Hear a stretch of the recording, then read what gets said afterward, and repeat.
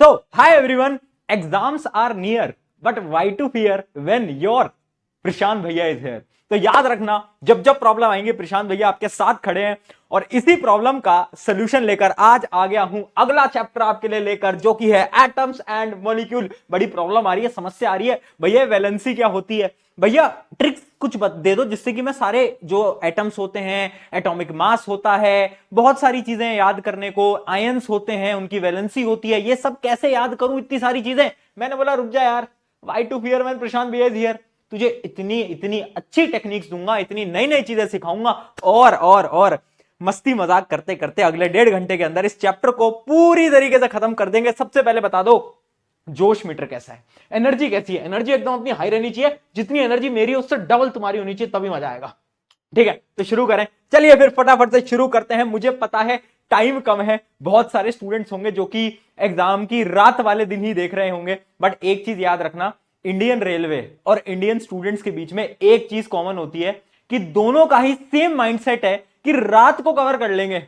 Railway वाले भी बोलते हैं कि हम रात को कवर कर लेंगे, स्टूडेंट्स भी बोलते हैं पूरा सिलेबस रात को कवर कर लेंगे, और वही सिलेबस कवर करवाने के लिए मैं आ गया हूं। तो ध्यान से पढ़ते हैं, चलो चलिए। तो इस सारे के सारे topics, law of chemical combination वगैरह हम सब पढ़ेंगे, और इस लेक्चर के अंदर आपको लास्ट में मोल कॉन्सेप्ट भी आपको मिलने वाला है। बहुत सारे स्कूल्स के अंदर, बुक्स के अंदर मोल कॉन्सेप्ट डिलीटेड है, तो मैं भी उतने डिटेल में नहीं पढ़ाऊंगा, बट हाँ 10 मिनट के अंदर जिन बच्चों के लिए आ रहा है उनके पेपर के लिए 10 मिनट में आपको पूरा कॉन्सेप्ट, मोल कॉन्सेप्ट का मैं समझा दूंगा। ठीक है, बाकी सारे तो पॉइंट्स होंगे ही, इंपॉर्टेंट क्वेश्चंस होंगे, और जो मैं पढ़ाऊंगा पेपर में आऊंगा। और याद रखना, अभी तक आपने ट्राई करके देख भी लिया होगा, जो भी प्रशांत भैया पढ़ाते हैं वो पेपर में आता है। कैसे आता है वो बात अलग है। चलिए अब तुम पढ़ना, सारी चीजें सुनना, और पेपर में ना आए तब बताना। चलिए आज देखते हैं कि भैया थोड़ी सी हिस्ट्री समझते हैं। भैया साइंस की क्लास में हिस्ट्री, हाँ भाई अपना ऐसा ही है, अपन हिस्ट्री भी पढ़ा देंगे जिस दिन तुम बोलोगे।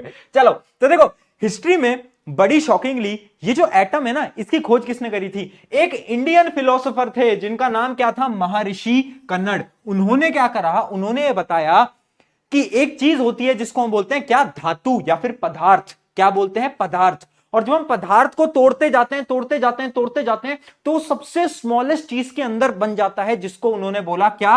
परमाणु। और उन्होंने बोला ये जो परमाणु है ना, इसको और ज्यादा हम डिवाइड नहीं कर सकते, इसको हम और नहीं तोड़ सकते। मैंने कहा ठीक है, मैंने इनकी बात मान ली। मैंने कहा ठीक है महर्षि जी, आप एकदम सही कह रहे हो। फिर उसके बाद आए एशियंट ग्रीक के एक साइंटिस्ट, कौन थे? वो थे हमारे कौन? डेमोक्रिटस और क्या? लूसिफस। इन्होंने क्या बोला? इन्होंने बोला कि वो जो छोटा सा पार्टिकल है ना, उसका नामकरण इन्होंने कर दिया, जो कि इन्होंने बोल दिया एटम। इन्होंने बोल दिया कि एटम जो होता है वो स्मॉलेस्ट पार्टिकल होता है। जब तुम किसी भी चीज को देखोगे, चाहे मेरा हाथ है, पेन से, कोई भी चीज है, वो बना है एटम से। ठीक है, ये जो आप पेन देख रहे हो, इसका जो स्मॉलेस्ट पार्टिकल है वो आप मान सकते हो वो है एटम। हर एक चीज किससे बनती है? हर एक चीज बनती है आपके एटम से। फिर उसके बाद एक और साइंटिस्ट आया, एंटोनी। उन्होंने क्या बोला? उन्होंने 2 लॉ दिए, और ये जो 2 लॉ है ना, उसकी मदद से ही इस चैप्टर को आज हमें पढ़ना है। तो इन्होंने कौन से 2 लॉ दिए? तो याद रखना, इन्होंने पहली लाइन तो ये बोली कि ठीक है, मैं मानता हूं atoms are building block of matter. मैं बिल्कुल मानता हूं एटम की मदद से ही सारी दुनिया बनती है। ठीक है, एटम्स क्या होते हैं? बिल्डिंग ब्लॉक होते हैं। मैटर के क्या होते हैं? Building block. उसके अलावा बहुत सारी मॉडर्न एटॉमिक थ्योरी भी है, बहुत सारी नई चीजें भी हैं, बट याद रखना एटम्स आर वेरी स्मॉल, बहुत ज्यादा छोटा होता है एटम। एटम की शेप कैसी होती है? स्पेयर टाइप का होता है। स्पेयर समझते हो? स्पेयर समझते हो? बॉल टाइप का। अब सोचो, तुम्हारी बॉल इतनी होती होगी, इतनी होती होगी, इतनी होती होगी, फुटबॉल इतनी होती है। अब एटम का रेडियस पता है कितना होता है? एटम का जो रेडियस होता है वो होता है 1 नैनोमीटर, यानी 10⁻⁻⁹ मीटर। याद कैसे करोगे? नैनो के अंदर 9 आ रहा है, नैनो के अंदर 9 आ रहा है, यानी n आ रहा है, और उस n से तुम याद कर पाओगे कि 1 nanometre is equals to 10⁻⁹ metre. इस टेक्निक से आप नैनोमीटर को याद कर सकते हो। ठीक है बेटा, तो यानी उसका जो रेडियस है वो इतना ज्यादा छोटा है। देखो 10⁻⁹, यानी इसका मतलब क्या होता है? इसका मतलब होता है, यहां पर ऊपर लिख देता हूं, 1/10⁻⁹ मीटर। बहुत ज्यादा छोटा, इतना छोटा कि माइक्रोस्कोप से भी नहीं देख सकते, इतना ज्यादा छोटा। और यही एटम की आपकी डेफिनेशन है कि एटम क्या? स्मॉलेस्ट पार्टिकल है, बिल्डिंग ब्लॉक है, और जो उसका रेडियस है वो बहुत ज्यादा छोटा है। कितना है? नैनोमीटर्स के अंदर हम उसको काउंट कर रहे होते हैं। ठीक है, नैनोमीटर से भी और छोटा होता है, वो हम आगे सारी चीजें जानेंगे। ठीक है, इट इज स्मॉल और इसको हम डिवाइड नहीं कर सकते, है ना, बट ये चीज गलत है। अभी हम इसको डिटेल में पढ़ेंगे, टेंशन मत लो। अभी हम बात कर रहे थे हमारे साइंटिस्ट जिनका नाम था एंटोनी, तो उन्होंने क्या बोला, एंटोनी जी ने बोला कि भैया देखो दो लॉ होते हैं, उन्होंने दिए लॉज ऑफ केमिकल कॉम्बिनेशन। याद रखना ये पेपर में आएगा, define two laws of chemical combination. इन दोनों लॉज को ध्यान से समझना, इनकी जो स्टेटमेंट है वो वर्ड बाय वर्ड याद करना, क्योंकि बहुत सारे स्कूल्स के अंदर क्या करते हैं ना टीचर, वो अगर तुमने थोड़ा सा भी गलत वर्ड लिख दिया तो नंबर काट लेते हैं। तो देखना, सबसे पहले क्या है, लॉ ऑफ कंजर्वेशन ऑफ मास, और दूसरा होता है लॉ ऑफ कांस्टेंट प्रोपोर्शन। दोनों समझेंगे, एग्जांपल से समझेंगे, मस्त तरीके से पढ़ेंगे, मजेदार तरीके से पढ़ेंगे, एंजॉय करो, बट नोटबुक पेन लेकर बैठो, नोटबुक पेन लेकर बैठो। और एक बात याद रखना, एक बात याद रखना, एक शायरी तुम सुना देता हूं। शायरी क्या है बेटा, शायरी ये बोलती है कि ले चल मुझे दूर कहीं, ले चल मुझे दूर कहीं, जहां तू मुस्कुराए मेरी मंजिल है वहीं। अरे बेटा पढ़ लो, पीछे देखो तुम्हारी मम्मी है खड़ी, मम्मी देख रही है बेटा, पढ़ ले चुपचाप, आजा। पहला जो लॉ है वो होता है लॉ ऑफ कंजर्वेशन ऑफ मास। देखना बेटा, अब ये लॉ क्या बोलता है, पहली चीज स्टेटमेंट वर्ड टू वर्ड याद रहनी चाहिए। ड्यूरिंग अ केमिकल रिएक्शन, जब भी कोई रिएक्शन होती है, जब भी कोई रिएक्शन होती है, उस समय पर total mass of reactant will be equal to the total mass of product. या फिर इसकी स्टेटमेंट ये भी तुम लिख सकते हो, मास can neither be created nor be destroyed. जब भी कोई रिएक्शन हो रही है, जो मास है वो सेम रहेगा। भैया समझ नहीं आएगा, एग्जांपल से समझाओ, एक एग्जांपल से समझाता हूं। मान लो तुमने एक टेस्ट ट्यूब ली, उसके अंदर तुमने एक कंपाउंड लिया ए, ठीक है, इमेजिन कर लेते हैं, इमेजिन कर लेते हैं, मान लो मैं एक वेइंग मशीन ले आया, एक वेइंग मशीन ले आया, उसके ऊपर मैंने कंपाउंड रखा जो कि था 20 ग्राम का, ठीक है, फिर मैंने एक और कंपाउंड रखा जो कि था 20 ग्राम का, एक और कंपाउंड, इन दोनों का वेट मिलके कितना हो गया, इन दोनों का वेट मिलके हो गया 40 ग्राम, ठीक है। अब मैंने इन दोनों को मिक्स कर दिया और एक नया कंपाउंड बन गया। अब जब मैंने उस नए कंपाउंड को वेट करा, है ना, एक वेइंग मशीन के ऊपर वेट करा, तो वेट पता है कितना आएगा, वेट आएगा 40 ग्राम। यानी जितना मास यहां था उतना ही मास यहां रहा, मास बदला ही नहीं। मास बेटा बदलता नहीं है, मास तुम्हारे सच्चे मित्र की तरह है, मास बदलेगा नहीं। मास तुम्हारे धोखेबाज दोस्तों की तरह नहीं है जो कि समय आने पे बदल जाते हैं। बहुत बढ़िया बेटा, तो याद रखेंगे मास बदलेगा नहीं, मास है सच्चा मित्र हमारा, हमेशा सेम रहेगा। बोलता है भैया जैसा मैं रिएक्टेंट में वैसा मैं प्रोडक्ट में। अच्छा भैया रिएक्टेंट प्रोडक्ट क्या होते हैं वो हमें समझ नहीं आ पाया, डिटेल में नहीं समझाऊंगा, ऊपर ऊपर से समझा देता हूं, ध्यान से समझना। जब भी कोई रिएक्शन होती है दो चीजें होती हैं, जो दो चीजें मिक्स की जा रही हैं, ये जो चीजें मिक्स करी जा रही हैं, इन दोनों को हम बोलेंगे क्या, कलेक्टिवली इसको हम बोलेंगे क्या, रिएक्टेंट। क्या बोलेंगे, रिएक्टेंट। क्यों, क्योंकि रिएक्ट करेंगे, आपस में लड़ाई करेंगे, ठीक है। और जो बन जाता है फाइनल जो बन जाता है रिएक्शन में, उसको हम बोलते हैं क्या, प्रोडक्ट।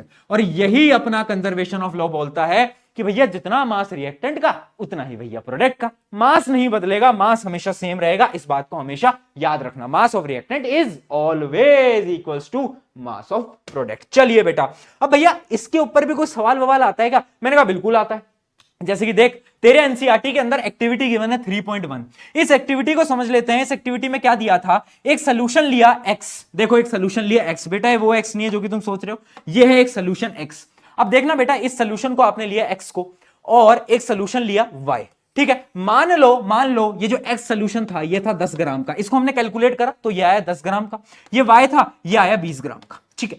फिर उसके बाद हमने क्या करा, इन दोनों को मिक्स कर दिया, और जैसे हमने मिक्स करा एक नया प्रोडक्ट बन के बाहर आया। क्या आया बेटा, एक नया प्रोडक्ट आपका बाहर बन के आया। और जब हमने इस नए प्रोडक्ट को कैलकुलेट करा, इसका वेट काउंट करा, तो हमें पता चला ये जो नया प्रोडक्ट था ये पता है कितने का था, ये नया प्रोडक्ट बन के आया 30 ग्राम्स का। यानी इन दोनों के सम के बराबर, यानी इन दोनों के सम के क्या बेटा, बराबर, ठीक है। यहां तक समझ आया। तो इस एक्टिविटी से हमें समझ आया कि हाँ भैया law of conservation of mass सच में पॉसिबल है। और यही आपकी एनसीईआरटी की एक छोटी सी एक्टिविटी है, जिसमें कि आप कॉपर सल्फेट का एक सोल्यूशन लेते हो, सोडियम कार्बोनेट लेते हो, दोनों को मिक्स कर देते हो, और बस जो जब हमारा फाइनल वेट आता है प्रोडक्ट का वो एकदम सेम होता है, ठीक है। और यही होता है आपका लॉ ऑफ कंजर्वेशन ऑफ मास। चलिए देखते हैं कुछ क्वेश्चंस, आ जाओ भैया। और देखो क्वेश्चंस बड़े जरूरी होते हैं, सारे क्वेश्चन देख के जाना, कोई भी सवाल पेपर के अंदर दिख जाएगा। Give an example of this law of conservation of mass when applies to physical change। अब किसी मूर्ख बालक ने अगर ये पूछा कि फिजिकल चेंज क्या है, तो तेरे को मैं कैमरा में घुस के मारूंगा, बेटा। याद कर ले, पिछले चैप्टर के अंदर केमिकल फिजिकल चेंज सब पढ़ाया था तेरे को। क्या होता है फिजिकल चेंज, जहां पर कोई भी केमिकल रिएक्शन इन्वॉल्व नहीं है, उसको बोलते हैं हम क्या, फिजिकल चेंज। बताओ कोई एग्जांपल, मैं दूं एक एग्जांपल, मेल्टिंग ऑफ आइस। जब आपकी आइस पिघल जाती है, यानी आपकी बर्फ, मान लो एक बर्फ है मेरे पास, ठीक है, ये मेरी बर्फ, इस बर्फ का जो वजन है वो है 20 ग्राम। इसको कभी आप पिघला के देखना, जो पानी बनेगा ना उस पानी को कैलकुलेट करना, तो जो पानी होगा वो भी होगा 20 ग्राम का। यानी फिजिकल चेंजेस के अंदर भी कंजर्वेशन ऑफ मास एप्लीकेबल होता है। बर्फ को पिघलाकर आप चेक भी कर सकते हो। चेक करो भैया, मेरी नहीं मान रहे तो चेक कर लो यार, कोई दिक्कत नहीं। अपन एकदम प्योर प्रूफ के साथ आते हैं, एकदम प्रूफ के साथ आते हैं अपन बेटा। चलिए बेटा आ जाइए, अगला क्वेश्चन देखते हैं। इफ 12 ग्राम ऑफ कार्बन, और देखो इस प्रकार के क्वेश्चन बहुत आते हैं, इंपॉर्टेंट है बेटा, इस प्रकार का क्वेश्चन बिल्कुल आपके पेपर के अंदर दिख सकता है। क्वेश्चन में बोल रहा है 12 gram of carbon is burned in the presence of 32 gram of oxygen, how much carbon dioxide will be formed. अच्छा, कार्बन डाइऑक्साइड क्या होती है बेटा? CO2, ये होता है ना फॉर्मूला कार्बन डाइऑक्साइड का, इतना तो मालूम है। अभी फॉर्मूला बनाना भी आज सीखेंगे, बट इतना तो पता है कार्बन डाइऑक्साइड का फॉर्मूला क्या होता है। ठीक है, अब क्या बोल रहा है, 12 ग्राम का क्या है कार्बन और 32 ग्राम का क्या है, 32 ग्राम्स का है आपका ऑक्सीजन। बताओ जब इन दोनों को हमने रिएक्ट करा तो कितने ग्राम का आपका कार्बन डाइऑक्साइड बनेगा? अरे भैया, लॉ ऑफ कंजर्वेशन ऑफ मास ये बोलता है जितना रिएक्टेंट उतना प्रोडक्ट। रिएक्टेंट कितना है? 12 प्लस 32, जो कि हो जाएगा आपका क्या, ये हो जाएगा आपका 44 ग्राम्स। तो इतना ही आपका CO2 बनेगा। ये तो हमने भैया लॉ ऑफ कंजर्वेशन ऑफ मास में समझ लिया। बस ऐसे ही सवाल आएंगे, है ना। बहुत बेसिक है। जिसको कंजर्वेशन ऑफ मास के बारे में पता होगा वो आराम से कर लेगा। एक और क्वेश्चन देखते। अगला क्वेश्चन में बोलता है in a reaction 4.6 gram of barium chloride reacted with 3.4 gram of sodium sulphate. ठीक है, रिएक्शन हो रही है। अभी कंपाउंड पे ध्यान मत दो, अभी क्या है भैया ये बैरियम क्लोराइड देख के डर गए, अरे अरे अरे भैया क्या पढ़ा दिया यार, आपने बोला था आसान पढ़ाओगे, क्या बोल रहे हो? सबर रख देखते जा, बस इतना देख। ठीक है, 4.6 ग्राम का है कोई कंपाउंड और दूसरा कंपाउंड है 3.4 ग्राम का। ठीक है, फिर इन दोनों को मिक्स करा तो एक नया प्रोडक्ट आया, और दो प्रोडक्ट आए। एक प्रोडक्ट आया 2.8 ग्राम का और दूसरा प्रोडक्ट आया 5.2 ग्राम का। सवाल यह बोल रहा है show that above observation in agreement with law of conservation of मास। यानी सवाल यह पूछ रहा है कि प्रूव करो law of conservation of mass exist करता है। कैसे प्रूव करोगे? रिएक्टेंट का सम कर लोगे। रिएक्टेंट कौन कौन है? एक तो भैया ये रहा, एक भैया ये रहा, इनको जोड़ दो। 4.6 प्लस 3.4। देखो तुम्हारे लिए बच्चों वाली कैलकुलेशन करनी पड़ रही है मुझे, क्योंकि तुम बोलते भैया प्लीज कैलकुलेशन भी करा दिया करो। मैंने कहा ठीक है भाई ले। ठीक है, अब ये हो गया रिएक्टेंट का सम। प्रोडक्ट क्या है? प्रोडक्ट है एक तो ये, इन दोनों को एक बार ऐड करना। 2.8 प्लस क्या है 5.2, तो ये भी आ जाएगा 8 ग्राम। तो यानी रिएक्टेंट और प्रोडक्ट बराबर, और जब भी बराबर आ जाए तो ठोको ताली। मतलब ताली नहीं ठोकनी बेटा, क्या करना है, लिख देना है दिस इज कंजर्वेशन ऑफ मास। पकड़ लिया भैया, पकड़ लिया, बहुत बढ़िया। चल आजा, अब बढ़ते हैं हमारे अगले लॉ की तरफ। चलिए भैया, एंटोनी बाबा जी का नाम लेंगे दिल से और बोलेंगे एंटोनी बाबा जी हमें बताइए प्लीज दूसरा लॉ क्या है। आप हमारी रिक्वेस्ट मानिए और हमें बताइए दूसरा लॉ क्या है। और ये जो दूसरा लॉ है ये किसने दिया था? ये दिया था जोसेफ प्रोस्ट ने। और समझना बेटा, ये जो लॉ है थोड़ा कॉम्प्लिकेटेड है, ध्यान से सुनना। नजर हटी दुर्घटना घट जाएगी बेटा। आजा देख, लॉ ये बोलता है the element in a pure chemical compound are always present in same proportion by mass regardless of how the compound is created। भैया समझ नहीं आया? भैया बिल्कुल समझ नहीं आया। मैंने कहा देख तेरे को आसान भाषा में समझाता हूं। मान ले तू गया रेलवे स्टेशन पे, कभी ट्रेन में तो बैठे होगे, बस में तो बैठे होगे। बस में जाकर तुमने देखा पानी की बोतल, एक पानी की बोतल होती है बिस्लरी, एक होती है ब्रिलरी, एक होती है ब्रिसली, एक होती है बिस्लरी। अलग अलग नाम होते हैं, बट होता सब पानी है। अब ध्यान रखना, जब एक पानी है ना, चाहे तुम्हारे घर का पानी है, मेरे घर का पानी है, कहीं का भी पानी है, पानी होगा तो हमेशा बेटा H2O ही ना, पानी होगा तो हमेशा H2O ही ना, है ना। तो जो एक पानी है ना, जो कंपोजिशन है ना पानी का, उसमें जो हाइड्रोजन और ऑक्सीजन के जो एटम्स है ना, वो सेम मास के प्रोपोर्शन में कंबाइन करेंगे। यानी एक फिक्स्ड क्या होगा, एक फिक्स्ड प्रोपोर्शन होगा। हाइड्रोजन बोलेगा कि भैया मैं इतने ग्राम आऊंगा, जब भी मैं इतने ऑक्सीजन इतने ग्राम आऊंगा, और जब ये दोनों उतने ही ग्राम आकर मिलेंगे तभी पानी बनेगा, वरना पानी बनना पॉसिबल नहीं। यानी जब कोई भी कंपाउंड बनता है, जब कोई भी चीज बनती है तो कैसे बनती है? एक फिक्स्ड प्रोपोर्शन में बनती है, ठीक है। जब भी आपका पानी बनेगा तो हाइड्रोजन और ऑक्सीजन, हाइड्रोजन बोलेगा कि भैया मैं 2 ग्राम आऊंगा, ऑक्सीजन बोलेगा मैं 16 ग्राम आऊंगा। तभी जाकर ये बन पाएगा, है ना, तभी जाके बन पाएगा। फॉर एग्जाम्पल अभी के लिए अभी हम पढ़ भी लेंगे, बट इतना समझ लो, जैसे मान लो एक हाइड्रोजन का मास होता है 1 ग्राम और ऑक्सीजन का मान लो आप 16 ग्राम, ठीक है। अभी आगे बात भी कर लेंगे इसके बारे में। तो यहां पर है 2 हाइड्रोजन, यानी ये हो जाएगा 2 ग्राम, ऑक्सीजन कितना है 16 ग्राम। इनका रेशियो निकालो, इनका रेशियो निकालना बेटा, रेशियो निकालना आता है ना, डिवाइड कर दो, 2 से डिवाइड करा तो कितना आ गया 1:8, 1:8। यानी इसका यह मतलब है कि जब आपके हाइड्रोजन और ऑक्सीजन बाय मास 1:8 में होंगे, तभी ये जो लॉ है, लॉ ऑफ कांस्टेंट प्रोपोर्शन, ये फॉलो हो रहा होगा, यानी तभी आपका पानी बनेगा। अगर कभी भी हाइड्रोजन ने दगाबाजी करी और हाइड्रोजन अपने साथ एक भाई और ले आया, है ना, और हाइड्रोजन ने बोला कि मैं तो एक नया रेशियो बनाऊंगा जो कि होगा 3:8, तो इस रेशियो में कभी पानी नहीं बनेगा, है ना। अगर 3:8 में पानी बन जाए तो प्रशांत भैया का नाम बदल देना, पॉसिबल नहीं भैया, पॉसिबल नहीं भैया, ठीक है, कभी नहीं बनेगा। पानी हमेशा 1:8 में ही बनेगा। और यही बोलता है आपका क्या, लॉ ऑफ कांस्टेंट प्रोपोर्शन। ये बोलता है कि याद रखना, जब भी कोई एक केमिकल कंपाउंड है तो उसके जो एटम्स है ना, वो फिक्स्ड प्रोपोर्शन में जुड़े हुए हैं। और फिक्स्ड प्रोपोर्शन कैसे, बाय मास, यानी उनके मास के फिक्स्ड प्रोपोर्शन में जुड़े हुए हैं, तभी जाकर एक कंपाउंड बनेगा। जैसे कि आपका ग्रुप प्रोजेक्ट होता है, ग्रुप प्रोजेक्ट में 4 प्रकार के लोग होते हैं, एक जो कि बहुत काम करता है, एक जो कि ग्रुप प्रोजेक्ट को बस एक्सप्लेन करता है, एक जो कि प्रेजेंटेशन बनाता है, और एक वो जो कि कुछ नहीं करता। यानी चारों का योगदान होता है ना बेटा, तो मिल बांट की तो ग्रुप प्रेजेंटेशन कर पाते हैं बेटा, चाहे चौथे का कोई योगदान ना हो, बट फिर भी चारों का एक फिक्स्ड योगदान होता है, ठीक है। उसी प्रकार से जब भी आपका कोई वाटर मॉलिक्यूल बनेगा, कोई भी मॉलिक्यूल बनेगा, तो याद रखना क्या होगा, एटम्स एक फिक्स्ड प्रोपोर्शन में होंगे, और इसे ही हम बोलते हैं क्या, इसे ही हम बोलते हैं आपका लॉ ऑफ कांस्टेंट प्रोपोर्शन, ठीक है। यहां पर वो आपका H2O वाला एग्जांपल भी दे रखा है, ठीक है। चलिए आगे बढ़ जाते हैं, एक क्वेश्चन करें, चलो, उससे आपको और क्लैरिटी मिलेगी। क्वेश्चन देखो बेटा, hydrogen and oxygen combine in the ratio 1:8 by mass to form water, ठीक है भैया, हमें पता है। What mass of oxygen gas would be required to react completely with 5 gram of hydrogen gas. यानी हमें गिवन है कि पानी बनता है 1:8 में, इसी में ही पानी बनेगा। और हमें यह भी गिवन है बेटा, देखना कि हाइड्रोजन है हमारे पास 5 ग्राम, हाइड्रोजन 5 ग्राम, और रेशियो हमें यही फॉलो करना है। अगर हाइड्रोजन 5 ग्राम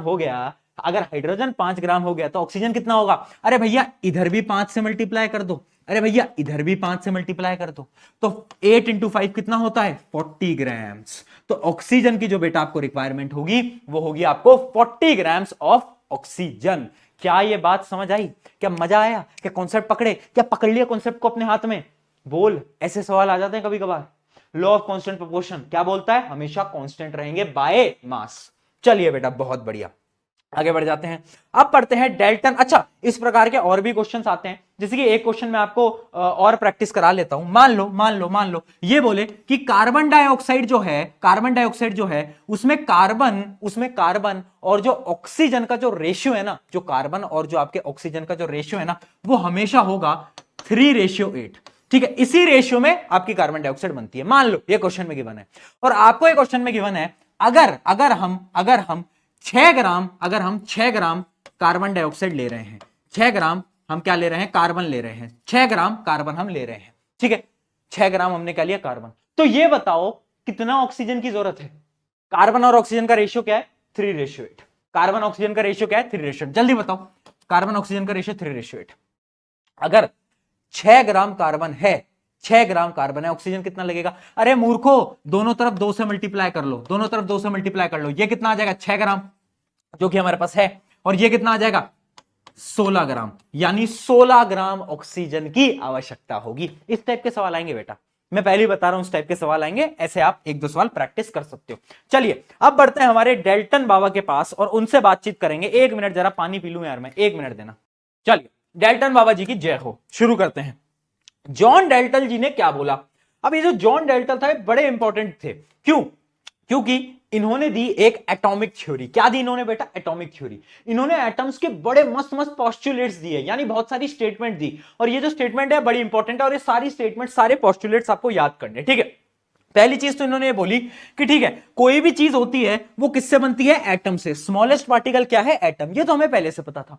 अब उन्होंने पोस्टुलेट्स क्या की, ध्यान से देखना बेटा, एक एक स्टेटमेंट। पहली statement, statement number 1, all matter is made of very tiny particle called atom. ये तो मैंने आपको बता ही दिया। अगला देखना, atoms are indivisible particle which can not be created और destroyed in a chemical reaction. यानी एटम्स को आगे हम डिवाइड नहीं कर सकते।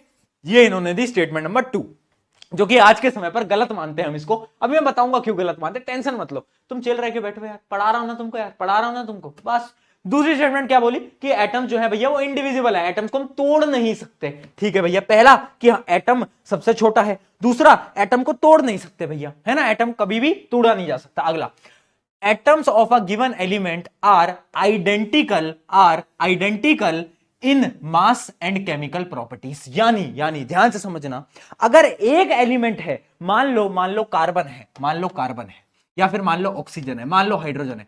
अगर मैं कार्बन की बात करूं तो कार्बन के जितने भी एटम्स हैं वो सारे एटम सेम होंगे, यानी उनके जो मास होंगे, हर एक एटम का मास सेम होगा, है ना, हर एक एटम का मास सेम होगा। एक एलिमेंट होता है बेटा, एलिमेंट क्या है, कार्बन। मान लो उस एलिमेंट के अंदर बहुत छोटे छोटे क्या है, एटम्स हैं, तो जो सारे एटम होंगे वो एक जैसे होंगे। यानी ये बोला कि एक एलिमेंट के अंदर जितने भी एटम्स होते हैं वो सेम रहते हैं, उनका मासेस सेम रहता है, केमिकल प्रॉपर्टीज सब कुछ सेम रहता है। अगला देखते हैं, atoms of different element have different masses and chemical properties. उन्होंने बोला अगर कोई अलग एलिमेंट आ जाए, मान लो एक हाइड्रोजन एक कार्बन, तो जो हाइड्रोजन है उसके एटम्स अलग होंगे, उनका साइज अलग होगा, उनका मास अलग होगा, और क्या उनकी प्रॉपर्टीज अलग होंगी, बट जो कार्बन के एटम है वो अलग होंगे। ये दोनों अलग अलग है। ऐसे इमेजिन कर सकते हो तुम कि मान लो ये तुम हो, है ना, ये तुम हो और ये कोई तुम्हारा दूर का रिलेटिव है, तो आपस में तुम में क्या है, बहुत सारे गैप्स हैं।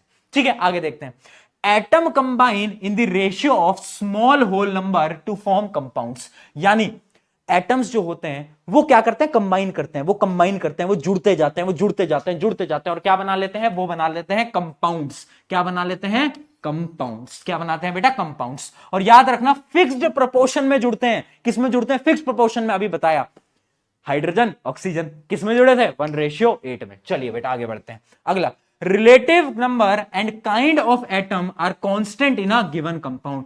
यानी एक कंपाउंड के अंदर एटम्स हमेशा कांस्टेंट रहेंगे, है ना, कि 1:8 वाली कहानी अभी मैंने आपको बताया ना, कांस्टेंट प्रोपोर्शन में, कि हमेशा जो भी एटम जुड़ रहे हैं वो एक फिक्स्ड प्रोपोर्शन में आपके जुड़ रहे होते हैं।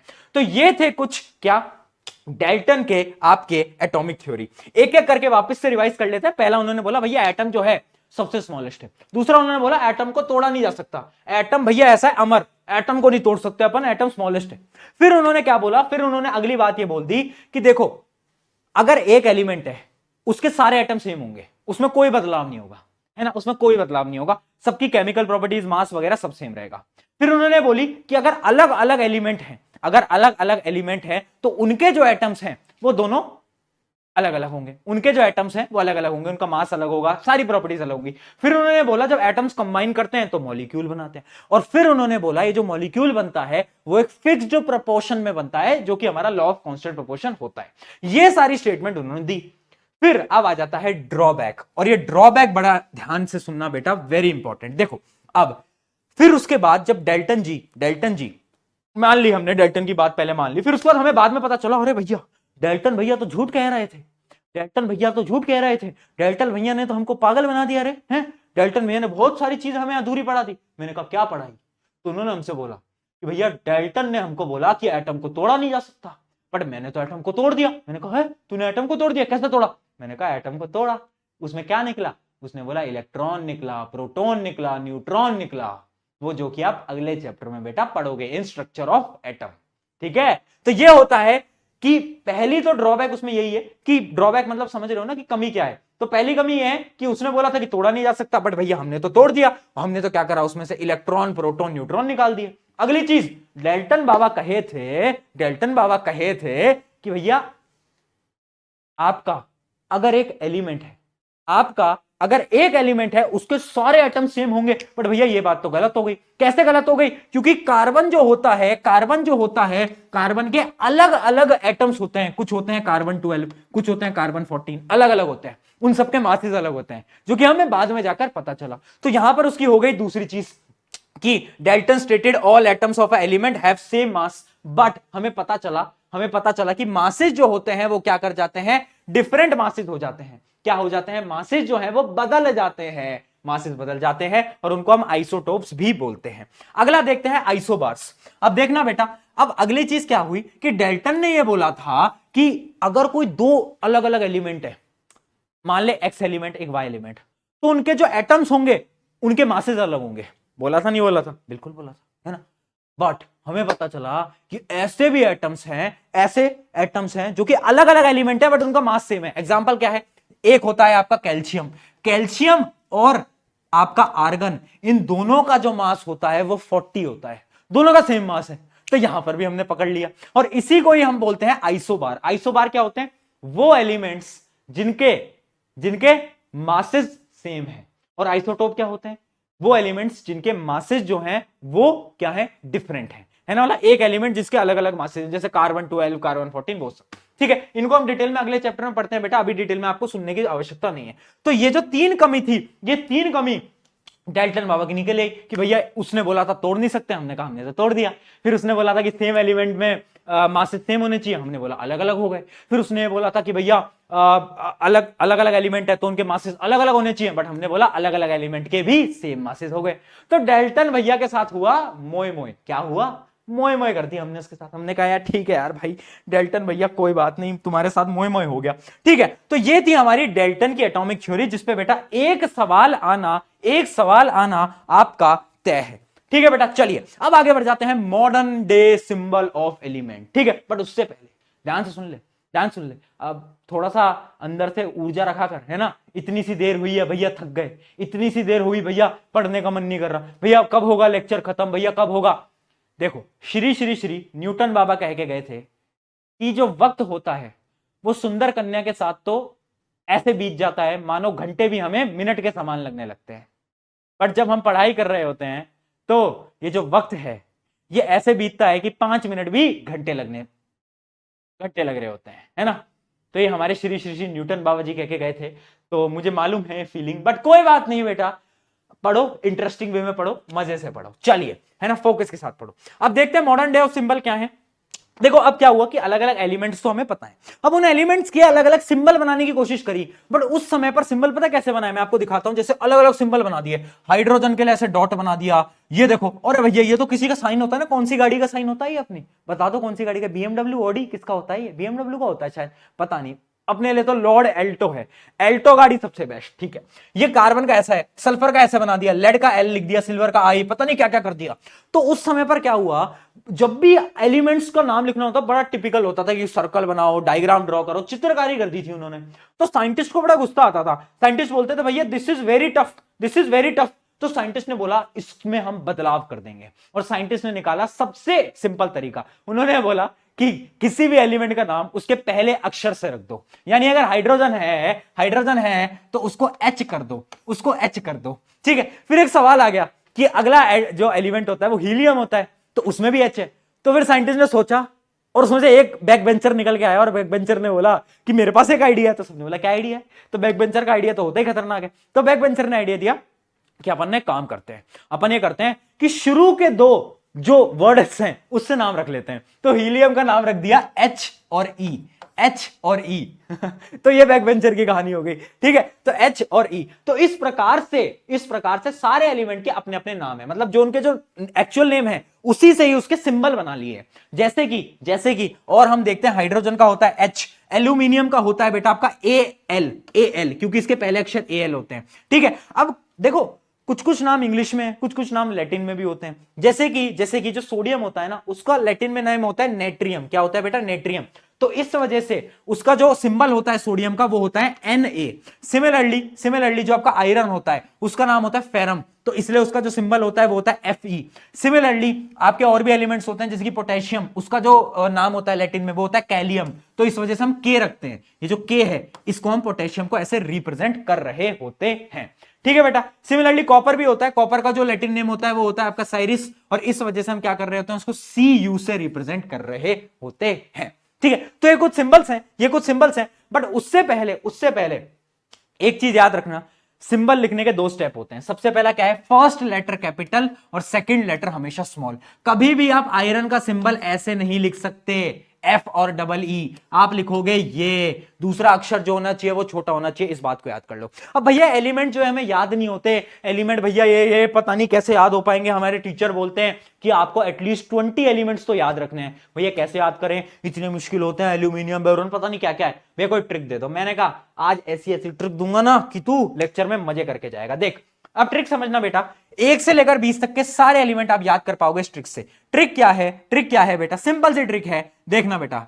हाय, hi, hello, hello, hi, hello, hi, hello, BBC news, hi hello, BBC news, on Friday night, on Friday night. ये जो ट्रिक थी ना, ये मेरे टीचर ने मुझे बताई थी, बड़े टाइम से चलती आ रही है, आपने भी अपने स्कूल के अंदर सुनी होगी। तो क्या है, शुरू के 10 को तो तुम याद कर सकते हो, hi, hi hello, BBC news on Friday night, यानी hydrogen, helium, lithium, beryllium, boron, carbon, nitrogen, oxygen, fluorine और नियोन। जो लास्ट है नाइट यानी नियोन। ठीक है, शुरू के 10 ऐसे हो गए। और दूसरी अपनी एक और कहानी है, कहानी अपनी वो देखिए तुमने तारक मेहता का उल्टा चश्मा, उसमें अब्दुल होता है ना, अब्दुल जिसकी दुकान होती है बाहर, वो अब्दुल क्या करता था, वो सोडा बेचा करता था, बहुत सारी पेप्सी, सोडा, ये सभी तो बेचता था तारक मेहता के उल्टा चश्मा में। तो उसी की कहानी है। अब्दुल जो है उसको काली चीजें पसंद नहीं है। तो देखना हमने क्या बनाई, ना मांगो अब्दुल से, ना मांगो अब्दुल से पेप्सी, है ना भैया, अब्दुल को पेप्सी पसंद नहीं, मत मांगना, पेप्सी सोडा, याद रखना, ना मांगो अब्दुल से पेप्सी सोडा और कोल्ड ड्रिंक, ठीक है, पेप्सी सोडा, कोल्ड ड्रिंक और है ना, और AR यानी और क्या उसको पसंद नहीं है, उसको पसंद नहीं है क्या, मीठा खाना। तो उसने बोल दिया कि उसको पसंद नहीं है क्या, काजू और कतली। तो कतली को भैया CATLI ऐसे लिख लेना। ठीक है, तो क्या बोला उसने, ना मांगो अब्दुल से पेप्सी सोडा कोल्ड ड्रिंक और काजू कतली। तो ये हो जाते हैं आपके निमोनिक्स, जिसकी मदद से आप याद कर सकते हो फटाफट से शुरू के 10। ठीक है, इनको आप ऐसे याद कर सकते हो और इनको आप ऐसे याद कर सकते हो। तो ये हो गया आपके एलिमेंट्स याद करने की ट्रिक। बहुत सारी ट्रिक लेकर आया हूं बेटा तुम्हारे लिए, तुम टेंशन मत लो। व्हेन प्रशांत भैया is here, why to fear, भैया चिल करो, अपन सब कर देंगे, है अपन सब कर देंगे। ठीक है, तुम इतना टेंशन मत लिया करो। तुम्हारे स्कूल के टीचर भी ना बेटा यही लेक्चर देख के क्वेश्चन पेपर बनाते हैं, तुम सब्र रखो, आ जाओ। देखो भैया अब आ जाते हैं हम एटॉमिक मास के ऊपर। देखो एटॉमिक मास क्या होता है, हर एक एटम का जो मास होता है वो कहलाता है एटॉमिक मास। नाम से समझ आ रहा है कि mass of an atom of an element is called क्या, आपका एटॉमिक मास। यानी एक एटम का, याद रखना एक एलिमेंट होता है, एक एलिमेंट के अंदर बहुत सारे एटम्स होते हैं, एक एटम का जो मास है वो कहलाएगा मेरा एटॉमिक मास। ठीक है, अब देखना बेटा IUPAC एक ऑर्गेनाइजेशन होता है जो कि एटॉमिक मासेस देती है, एटॉमिक नंबर देती है। तो उन्होंने एक ट्रिक बताई। ट्रिक क्या बताई, तुमने कभी सब्जी लेने गए हो, तुम सब्जी लेने पे क्या करता है वो, एक उनपे एक मशीन होती है, या फिर पुराने जमाने वाले पे तुम गए हो तो उनके पास एक बाट होता है, बाट यानी एक वेट होता है ना, बाट बोलते हैं उसको, पर वो एक वेट होता है। ठीक है, तो क्या करता है उसमें एक तराजू होता है, ठीक है, ये एक तरफ ये दूसरी तरफ, तो इस पे वो रखता है 5 kg और फिर तुम्हारे सेव यहां पर रखता है, सेव यहां पर रखना शुरू करता है ना, और जैसे ही दोनों बराबर आ जाते हैं तो उसे लगता है ठीक है 5 किलो, है ना। तो IUPAC ने हमारे फ्रूट सेलर, वेजिटेबल सेलर की ट्रिक यूज कर ली। उन्होंने क्या बोला, उन्होंने बोला देखना बेटा, उन्होंने बोला हम भी यही ट्रिक लगाएंगे। कैसे करेंगे, हम एक कार्बन का एटम लेंगे, कौन सा लेंगे, कार्बन, C12 और उस कार्बन के एटम को 12 टुकड़ों में डिवाइड करेंगे, यानी 12 टुकड़े, बहुत सारे टुकड़े। ठीक है, कितने टुकड़े बेटा, 12 टुकड़े, है ना, काउंट कर लेना कितने, 12, है ना, 12 टुकड़ों के अंदर डिवाइड करा। 12 टुकड़ों के अंदर डिवाइड करने के बाद ये जो एक टुकड़ा है, एक टुकड़ा उठाया और फिर तराजू लिया उन्होंने, मतलब बेसिकली तराजू नहीं लिया, बस मैं आपको समझाने के लिए कर रहा हूं। ठीक है, फिर उन्होंने एक टुकड़ा लिया और उसको रखा तराजू पे, और उन्होंने तराजू पे रख दिया ये मेरा, जैसे पिज्जा स्लाइस होता है ना बेटा उस प्रकार से ये उन्होंने इधर रख दिया, इसका टुकड़ा, है ना, 12 टुकड़ों में डिवाइड करा और एक जो टुकड़ा था उसको यहां पर रख दिया और उस टुकड़े के हिसाब से सारे एलिमेंट्स को मेजर करा। और इन्होंने जब हाइड्रोजन को रखा ना, जैसे इन्होंने यहां पर हाइड्रोजन को रखा तो हाइड्रोजन और ये बराबर हो गए, बराबर हो गए। तो इन्होंने ये बोला जो हाइड्रोजन का मास है, जो हाइड्रोजन का मास है वो बराबर होगा किसके, कार्बन के 1/12 मास के। 1/12 क्यों आया, क्योंकि बेटा 12 टुकड़ों के अंदर डिवाइड कर लिया था, तो एक ही तो टुकड़ा उठाकर डाला यहां पर, तो यानी कितना हो गया मास उसका 1/12 ऑफ C12 मास, यानी कार्बन 12 के 1/12 मास के बराबर। और जब इन्होंने हाइड्रोजन को रखा दोनों बराबर हो गए, उन्होंने बोला ओहो मजा आ गया, क्या बात है। और इसी अकॉर्डिंग उन्होंने सारे एलिमेंट्स का क्या करा, एटॉमिक मास रखा। और एटॉमिक मास यूनिट को हम बोलते हैं बेटा AMU, याद रखना AMU, या फिर बहुत सारी बुक्स के अंदर सिर्फ U ही लिखा जाता है। जैसे कि आप क्या करते हो, आप बोलते हो 10 किलो लिया आओ, 5 किलो लिया आओ, 6 किलो लिया आओ। एटम्स में हम बोलते हैं कि कितने न्यू लिया हूं मैं, है ना, कितने यू लिया हूं मैं, यानी एटॉमिक मास यूनिट होता है ना, कि आप बोलोगे कि 10 unit of hydrogen, 10 unit of hydrogen, आप ऐसे बोलोगे। आप एटॉमिक मास को यहां पर किस में बोलोगे, यू के अंदर बोलोगे। इसी को हम बोलते हैं बेटा क्या, एटॉमिक मास यूनिट। याद रखना 1 atomic mass unit is equals to 1/12 of the mass of the carbon 12 atom, जो कि मैंने अभी जस्ट आपको बताया कि कार्बन का एक टुकड़ा लिया है ना, हाइड्रोजन को रखा था तो बराबर आ गया है ना। तो इन्होंने रख दिया कि हाइड्रोजन का जो मास है वो है 1U, क्या है 1U, और 1U की डेफिनेशन इन्होंने क्या रख दी, 1/12 of the mass of the carbon 12 atom. बस सिंपल सा, इतना सा इन्होंने फिनोमिना बना दिया और उसको ही लोग कॉम्प्लिकेट करते रहते हैं। ठीक है, तो ये हो जाते हैं आपके क्या, ये हो जाते हैं आपके एटॉमिक मासेस। अच्छा, एटॉमिक मासेस आपको बहुत सारे याद भी करने, एटलीस्ट 20 तक आपको याद होने चाहिए। जो 20 एलिमेंट्स है ना, उन सबके एटॉमिक मास याद होने चाहिए, काम आएंगे। बट भैया कैसे याद करें, भैया हम तो मूर्ख हैं, हमें तो याद ही नहीं होता। मैंने कहा यार तेरा प्रशांत भैया खड़ा है, तू टेंशन क्यों लेता है, ले भाई ट्रिक ले, तू ट्रिक ले, आजा। देख ट्रिक ये बोलती है कि जितने भी एलिमेंट है 1 से 20 तक, वो तुझे याद हो गए ना। हाय हेलो क्या, बीबीसी न्यूज याद आ गया, हाँ बहुत बढ़िया, है ना, तो उससे तुम्हें याद हो गया। अब देखो जितने भी एलिमेंट तुम्हारे इवन नंबर में है, इवन क्या होता है, इवन होता है 2 4 6 8, इवन नंबर।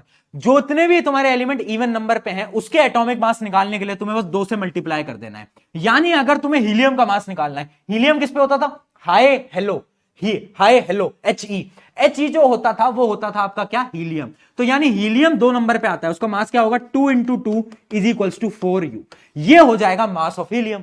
तो जितने भी आपके इवन नंबर है 2 से मल्टीप्लाई कर दो। भैया ऑड के लिए क्या करना है, ऑड के लिए 2 से मल्टीप्लाई करके +1 कर देना। क्या कर देना, 2 से मल्टीप्लाई करके बेटा क्या कर देना, +1 कर देना। जैसे कि हम बात कर लेते हैं लिथियम की, हाय हेलो, है ना, हाय हेलो, जो Li था, जो आपका लिथियम था, तो लिथियम Li जो है लिथियम जो है उसका क्या आ गया, 3 आ गया। तो उसको आप कैसे लिख सकते हो, 3 × 2 + 1, यानी ये कितना हो जाएगा, 6 + 1 = 7। और जो 7 होता है वो आपका होता है क्या, मास ऑफ क्या, आपके लिथियम का। ठीक है, इस प्रकार से आप किसी का भी निकाल सकते हो, बड़ा सिंपल है बेटा, बड़ा सिंपल। सोडियम का निकाल लो, सोडियम किस पे आता था, सोडियम आता था आपका 11 नंबर पे। ठीक है, 11 नंबर पे आता था, क्या है ऑड, क्या आएगा उसका मास, × 2, यानी 11 × 2 22 +1 23। तो जो सोडियम का मास होता है वो होता है 23। अच्छा, इसके कुछ एक्सेप्शंस भी हैं, एक्सेप्शन यानी कुछ ऐसे एलिमेंट है जो इस ट्रिक को फॉलो नहीं करते, उनको बस आप याद कर लेना, वो 4 ही हैं। एक होता है आपका क्या, एक होता है आपका हाइड्रोजन, एक है बेरिलियम, एक है नाइट्रोजन और एक है आर्गन। बस इनको याद कर लो, क्योंकि हाइड्रोजन का एटॉमिक नंबर भी 1 ही होता है और इसका मास भी 1 ही होता है। अभी तो देखा हमने, हाइड्रोजन का तो 1U होता है ना मास, वो तो हमें याद ही है। अब देखो बेरिलियम वैसे तो 4 नंबर पे आता है, बट इसका जो एटॉमिक मास होता है वो 8 नहीं होता बेटा, 9 होता है। याद रखना, एटॉमिक मास कितना होता है बेटा, 9 होता है। सिमिलरली आपका नाइट्रोजन 7 नंबर पे आता है, तो इसका एटॉमिक मास 15 नहीं होता, इसका 14 होता है। क्या होता है बेटा, 14 होता है। सिमिलरली आर्गन 18 नंबर पे आता है, बट इसका जो मास होता है वो कितना होता है, इसका मास होता है आपका 40। ठीक है, इसका मास होता है आपका 40। तो ये ट्रिक थी, इस ट्रिक से आप किसी का भी निकाल सकते हो, 1 से 20 तक का ही आपके पेपर में आएगा, और उन सबका मास आप कभी भी निकाल सकते हो बैठे बैठे। बस 2 से मल्टीप्लाई कर देना, या तो 2 से मल्टीप्लाई करके +1 कर देना अगर ऑड है तो। इस ट्रिक का यूज लो और सबके मासेस निकालो। ठीक है, चलिए अब बढ़ जाते हैं हमारे अगले टॉपिक की तरफ। अच्छा, कुछ क्वेश्चन कर लें क्या मास के ऊपर, कुछ क्वेश्चंस कर लें मास के ऊपर, जिससे कि आप समझ पाओ। कुछ क्वेश्चन करें मास के ऊपर, चलो ऐसा करते हैं, अभी और कॉन्सेप्ट को पढ़ते हैं। चलो 1-2 क्वेश्चन कर ही लेते हैं। अच्छा तो एटॉमिसिटी है, रुको रुको रुको, नहीं पहले एक दो टॉपिक और पढ़ लेते हैं, फिर और क्वेश्चन करेंगे, बेहतर क्वेश्चन करेंगे, मजेदार क्वेश्चन करेंगे। चलिए अब बात करते हैं एटॉमिक एग्जिस्टेंस की। किसकी बेटा? एटॉमिक एग्जिस्टेंस की। यानी आपके जो एटम्स हैं वो एग्जिस्ट कैसे करते हैं। देखो एटम्स बेटा, कुछ एटम्स आपकी तरह सिंगल भी हैं जीवन के अंदर, यानी अकेले रहते हैं। कुछ एटम जो हैं वो दो लोगों के साथ रहते हैं, कुछ एटम तीन हैं एक साथ, कुछ चार हैं एक साथ, कुछ पांच हैं एक साथ। तो एटम जो है वो अलग अलग तरीके से इंजॉय करते हैं जीवन को। तो देखते हैं सबसे पहले तो कुछ ऐसे एटम्स जो कि अकेले पसंद रहते हैं, अकेले खुश रहते हैं, है ना, जिनको हम बोलेंगे हमारी भाषा में इंट्रोवर्ट। क्या बोलेंगे? इंट्रोवर्ट, है ना। इंट्रोवर्ट होते हैं ना कुछ लोग जो कि अकेले रहते हैं, किसी से बात नहीं करनी। उसी प्रकार से कुछ एलिमेंट भी होते हैं, तो मतलब कुछ आपके एटम्स भी होते हैं जो कि अकेले रहते हैं। मैं आपको बता देता हूं, जैसे कि जो नोबल गैस के जो एटम्स होते हैं वो अकेले रहते हैं। नोबल गैस क्या होती है? नोबल गैस होती है helium, neon, argon, krypton, xenon और आपका आर्गन। ठीक है, तो ये सारे के सारे आपके कुछ नोबल गैसेस होती हैं। ये इनके आप दो तीन के नाम याद कर लो, हीलियम, नियोन, क्रिप्टॉन, जेनॉन, बस आप इतना याद कर लो कि ये कुछ एग्जांपल्स हैं किसके?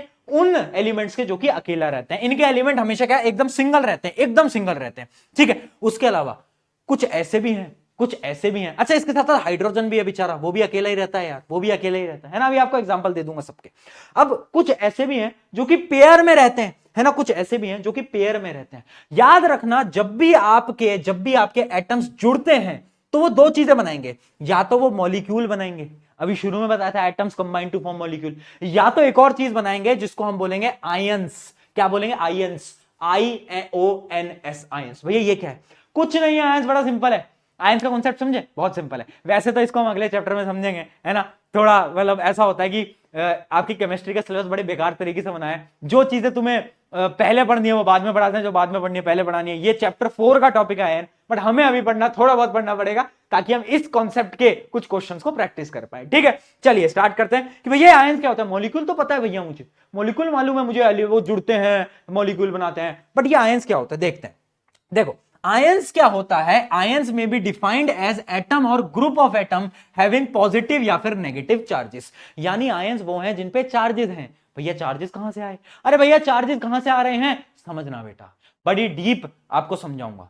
चार्जेस आते हैं एटम के ऊपर। मान लो एक चीज आपको समझा रहा हूं, अगले चैप्टर का टॉपिक है, बट फिर भी सिर्फ 2 मिनट लूंगा एक्सप्लेन करने के लिए। मान लो कोई एलिमेंट है, मान लो आप हाइड्रोजन है, ठीक है। तो हाइड्रोजन के जो आउटर मोस्ट शेल पे एक इलेक्ट्रॉन होता है, ठीक है, एक इलेक्ट्रॉन होता है और एक ही प्रोटॉन होता है, एक ही प्रोटॉन होता है, एक इलेक्ट्रॉन होता है। इलेक्ट्रॉन क्या होता है? नेगेटिव चार्ज, और प्रोटॉन क्या होता है? Positive charge. ठीक है, अभी समझते चलो, है ना, ज्यादा पूछा नहीं जाएगा डिटेल में, बस समझते चलो। ठीक है, इस पे रहता है नेगेटिव, इस पे रहता है आपका क्या? पॉजिटिव चार्ज रहता है। इस वजह से एक नेगेटिव एक पॉजिटिव तो कैंसल आउट हो जाता है ना। अगर आप में अच्छी खूबी भी है, बुरी खूबी भी है, तो दोनों कट जाती हैं और आप न्यूट्रल हो जाते हो। तो अभी आपका हाइड्रोजन जो है वो क्या है? न्यूट्रल है। अब इमेजिन करो एक दिन उसके मन में आया और उसने अपनी सारी बुरी आदतें यानी नेगेटिव एनर्जीज को बाहर निकाल दिया।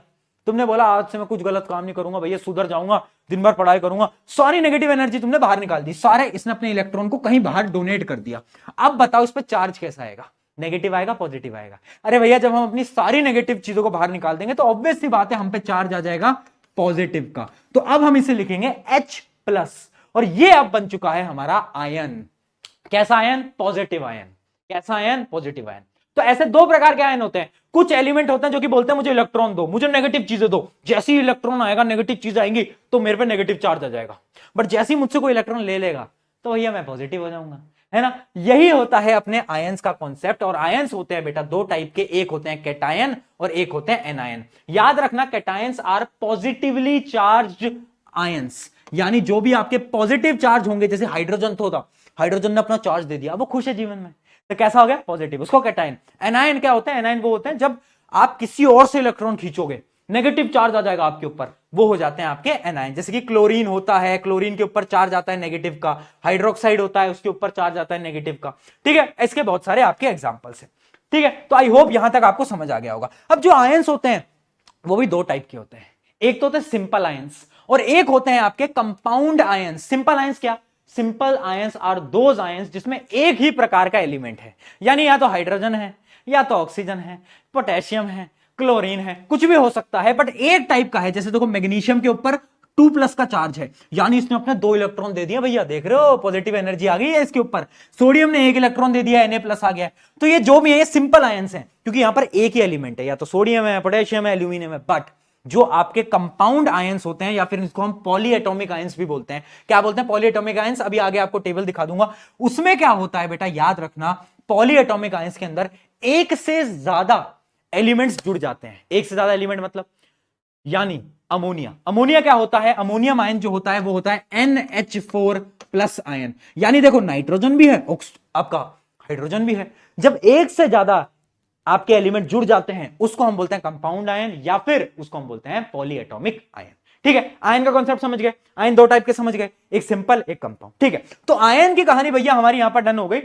अभी और पढ़ेगा आयन के बारे में बाद में। आयन हम समझ गए कि ठीक है भैया, एटम कभी कभार आयंस भी बन जाते हैं। कैसे बन जाते हैं? जब वो अपने चार्ज दे देते हैं या तो ले लेते हैं। अब आ जाता है हमारे मॉलिक्यूल के ऊपर, हम वापस से आ जाते हैं। अब मॉलिक्यूल क्या होते हैं? मॉलिक्यूल वो है जिनके ऊपर कोई चार्ज नहीं है, वो अपने जीवन में खुशहाल जिंदगी जी रहे हैं। वो कह रहा है भैया हम पे कोई चार्ज नहीं है ना। तो याद रखना, अब molecule is a group of 2 और मोर atom chemically bounded together by attractive forces. यानी जब एटम्स कंबाइन होते हैं और वो एक फोर्स बना लेते हैं, एक रिश्ता बना लेते हैं, एक बेजोड़ रिश्ता बना लेते हैं, तब वो क्या बनाते हैं? तब वो बनाते हैं आपके मॉलिक्यूल। ठीक है क्या बनाते हैं बेटा? मॉलिक्यूल। इनके बीच में बेटा एक फोर्स ऑफ अट्रैक्शन होती है, जो कि बहुत strong of force of attraction होती है ना। अब देखना बेटा, मॉलिक्यूल भी 2 टाइप के होते हैं। एक होता है मॉलिक्यूल ऑफ एलिमेंट और एक होता है मॉलिक्यूल ऑफ कंपाउंड। भैया ये क्या है? अच्छा, एलिमेंट और कंपाउंड हमने पढ़ा हुआ है। अब तूने बोला कि नहीं पढ़ा भैया, मैंने नहीं पढ़ा, तो फिर मैं तुझे पिछली वाली वीडियो दिखा दूंगा, मैं बोल दूंगा कि मैंने पिछले चैप्टर में पढ़ा रखा है ना।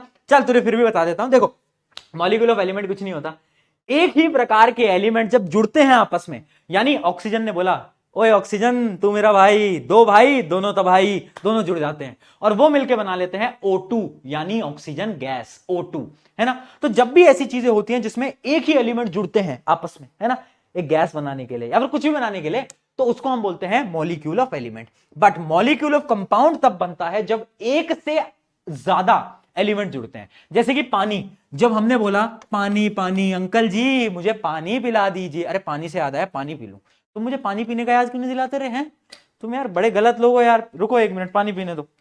ठीक है, चलिए बेटा, सपना देखना अच्छी बात है, पर बेटा सपना की रील्स पूरे दिन भर देखना वो अच्छी बात नहीं है। ठीक है, आज की मोटिवेशन ले लो, आ जाओ स्टार्ट करते हैं। Molecule of compound. Molecule of compound क्या? जैसे पानी है बेटा, पानी क्या है? H2O से बना है। H2O से बना है, तो H2O क्या है? अलग अलग एलिमेंट है, हाइड्रोजन आ गया, ऑक्सीजन आ गया, रिश्ते बन गए, मॉलिक्यूल बन गया, बस। Molecule of element, molecule of compound. याद रखना, मॉलिक्यूल ऑफ एलिमेंट क्या है?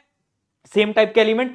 मॉलिक्यूल ऑफ कंपाउंड जिसमें डिफरेंट टाइप के 2 और मोर एटम्स ऑफ डिफरेंट एलिमेंट, अलग एलिमेंट के जब वो कंबाइन आते हैं इन अ डेफिनेट प्रोपोर्शन, जब एक प्रोपोर्शन के अंदर आकर मिल जाते हैं, एक फोर्स का अट्रैक्शन आ जाता है उनके अंदर, तब वो बनाते हैं मॉलिक्यूल ऑफ कंपाउंड। जैसे कि आपका पानी, अमोनिया, कार्बन डाइऑक्साइड, बहुत सारे इसके एग्जाम्पल हैं, बहुत डिफरेंट इसके एग्जाम्पल होते हैं। ठीक है बेटा, डन है, डन है। चलो बताओ, यहां तक एकदम क्लियर है कि हमारा मॉलिक्यूल ऑफ एलिमेंट क्या है, मॉलिक्यूल ऑफ कंपाउंड क्या है। चलो अब आगे बढ़ जाते हैं, और अब हम समझते हैं एटॉमिसिटी का एक टॉपिक। बट एटॉमिसिटी से पहले एक क्वेश्चन कर लें क्या हम? देखो, जैसे मैंने आपको एटॉमिक मास तो पढ़ा ही दिया है, तो मैं तुम्हारा एक ट्रिक क्वेश्चन कर लेता हूं। मुझे बताओ, यहां पर मत देखना, इसको इग्नोर करो, इसको मत देखना, तुम्हें आंसर तो पता ही चल गया। क्या पूछूं कि अगर मैं बोलूं अमोनिया है, अमोनिया होता है NH3 में नाइट्रोजन और हाइड्रोजन किस रेशियो में जुड़े हैं, कैसे पता लगाओगे?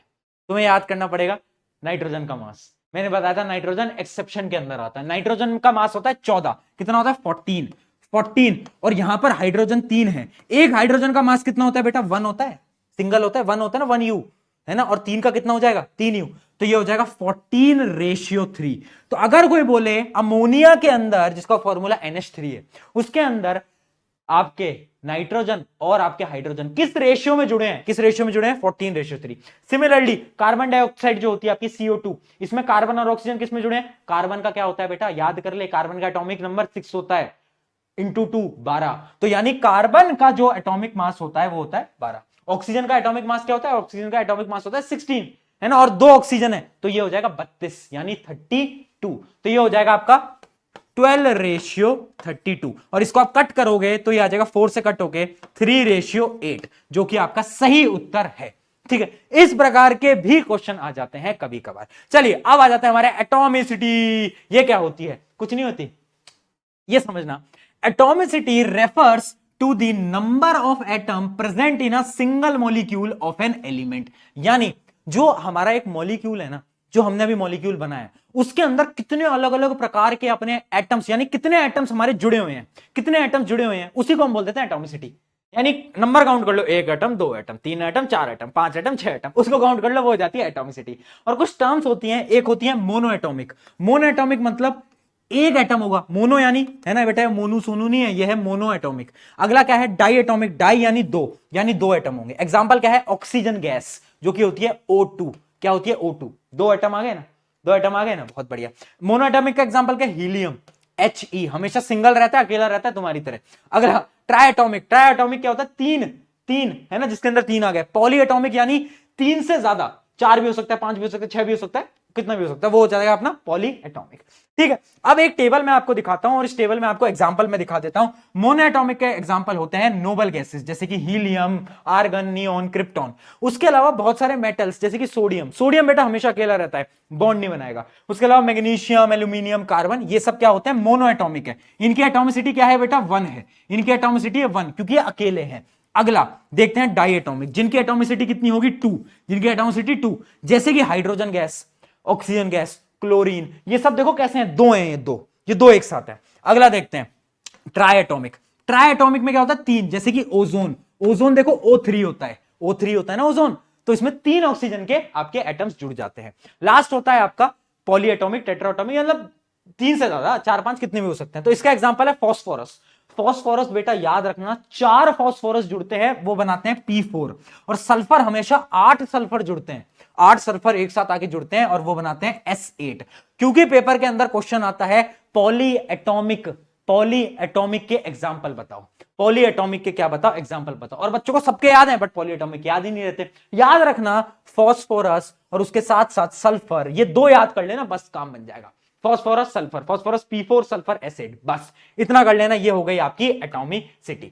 चलिए अब बात करते हैं मॉलिक्यूल ऑफ कंपाउंड। अभी हम बात कर रहे थे मॉलिक्यूल ऑफ एलिमेंट की एटॉमिसिटी। अगर मैं तुमसे बोलूं मॉलिक्यूल ऑफ कंपाउंड, जिसके अंदर अलग अलग एलिमेंट है, उनकी एटॉमिसिटी निकाल दो, तुम बोलोगे भैया ये अपने बाएं हाथ का है, अपन ऐसे कर लेते हैं। मैंने कहा करके दिखा। तुमने बोला देख भैया, हाइड्रोजन क्लोराइड यानी HCl, इसमें दो चीजें हैं, एक है हाइड्रोजन, एक है क्लोरीन। 1 2 1 2 3, यानी भैया बस 2 ही हो गए। तो यानी मैं बोल दूंगा यह है डाई एटॉमिक, यानी इसकी एटॉमिसिटी है भैया कितनी? 2। एटॉमिसिटी क्या है? 2। एटॉमिसिटी हमेशा नंबर्स में होती है, याद रखना, 1 2 3 4 5 6, कितनी है? 2। सिमिलरली मैं बोलूं पानी, तो तुम बोलोगे भैया पानी यानी हाइड्रोजन 2, ऑक्सीजन 1। ठीक है भैया, ये हो गई 3, तो इसकी एटॉमिसिटी है 3। भैया अमोनिया बताओ, 1 और ये है 3, तो ये हो गए 4, यानी इसकी एटॉमिसिटी हो गई 4। कार्बन डाइऑक्साइड देखो भैया, 1 2 3, तो ये हो गई इसकी एटॉमिसिटी 3। तो ऐसे किसी की भी एटॉमिसिटी तुम आंख बंद करके तो नहीं निकाल सकते, बट वैसे निकाल सकते हो। ठीक है, चलिए बेटा, तो इस हिसाब से हम बहुत सारे क्वेश्चंस की प्रैक्टिस कर सकते हैं, जो कि हम भी करेंगे भी। चलो जल्दी बताओ, जब तक मैं पानी पीऊं तुम बताओ, इन सबके आंसर दो फटाफट, इन सबके आंसर दो एटॉमिसिटी में। चलो, मुझे पता है यहां पर बहुत सारे बच्चे हैं जिनके अभी पेपर होंगे, और पता है जब हम स्कूल में होते हैं ना, तो हमें ऐसा लगता है कि कब ये स्कूल खत्म होगा, इतना गुस्सा आता है, हर रोज एग्जाम होते हैं। बट मेरी बात मानो, जब तुम इस स्कूल से निकल जाओगे ना, और कभी एक दिन उस स्कूल के सामने से गुजरोगे, उस बिल्डिंग को देखोगे, तो इतनी सारी मेमोरीज तुम्हारे दिमाग में आएंगी ना। ये जो टाइम है, ये टाइम अभी तुम्हें बेकार लग रहा है, बट आज से कुछ साल बाद ये जो स्कूल की मेमोरीज हैं बहुत याद आने वाली है। ठीक है, तो साथ साथ में स्कूल्स की मेमोरीज याद रखा करो, एंजॉय करते रहा करो, है ना। अपने स्कूल्स को मत बोलता करो कितने एग्जाम होंगे, परेशान हो गए, कोई बात नहीं है, सारी मेमोरीज है बेटा। चलिए, गिव दी एटॉमिसिटी, देखते हैं ऑक्सीजन। भैया ऑक्सीजन देखो O2 भी बनाता है ना, कभी कभार O3 भी बनाता है, तो इसकी एटॉमिसिटी या तो 2 या 3। फॉस्फोरस हमेशा 4 लोगों के साथ, ये गुंडा है बेटा, ये 4 लोगों के साथ आता है। और सल्फर है उससे भी बड़ा गुंडा, क्योंकि ये 8 लोगों के साथ आता है। ठीक है, 8 लोगों के साथ आता है। आर्गन बेचारा हमेशा अकेला रहता है, ये एक इंसान के साथ आता है। कैल्शियम हाइड्रोक्साइड देखो Ca, ये तो एक एलिमेंट आ गया है ना। इसमें और क्या है? ऑक्सीजन है, हाइड्रोजन है।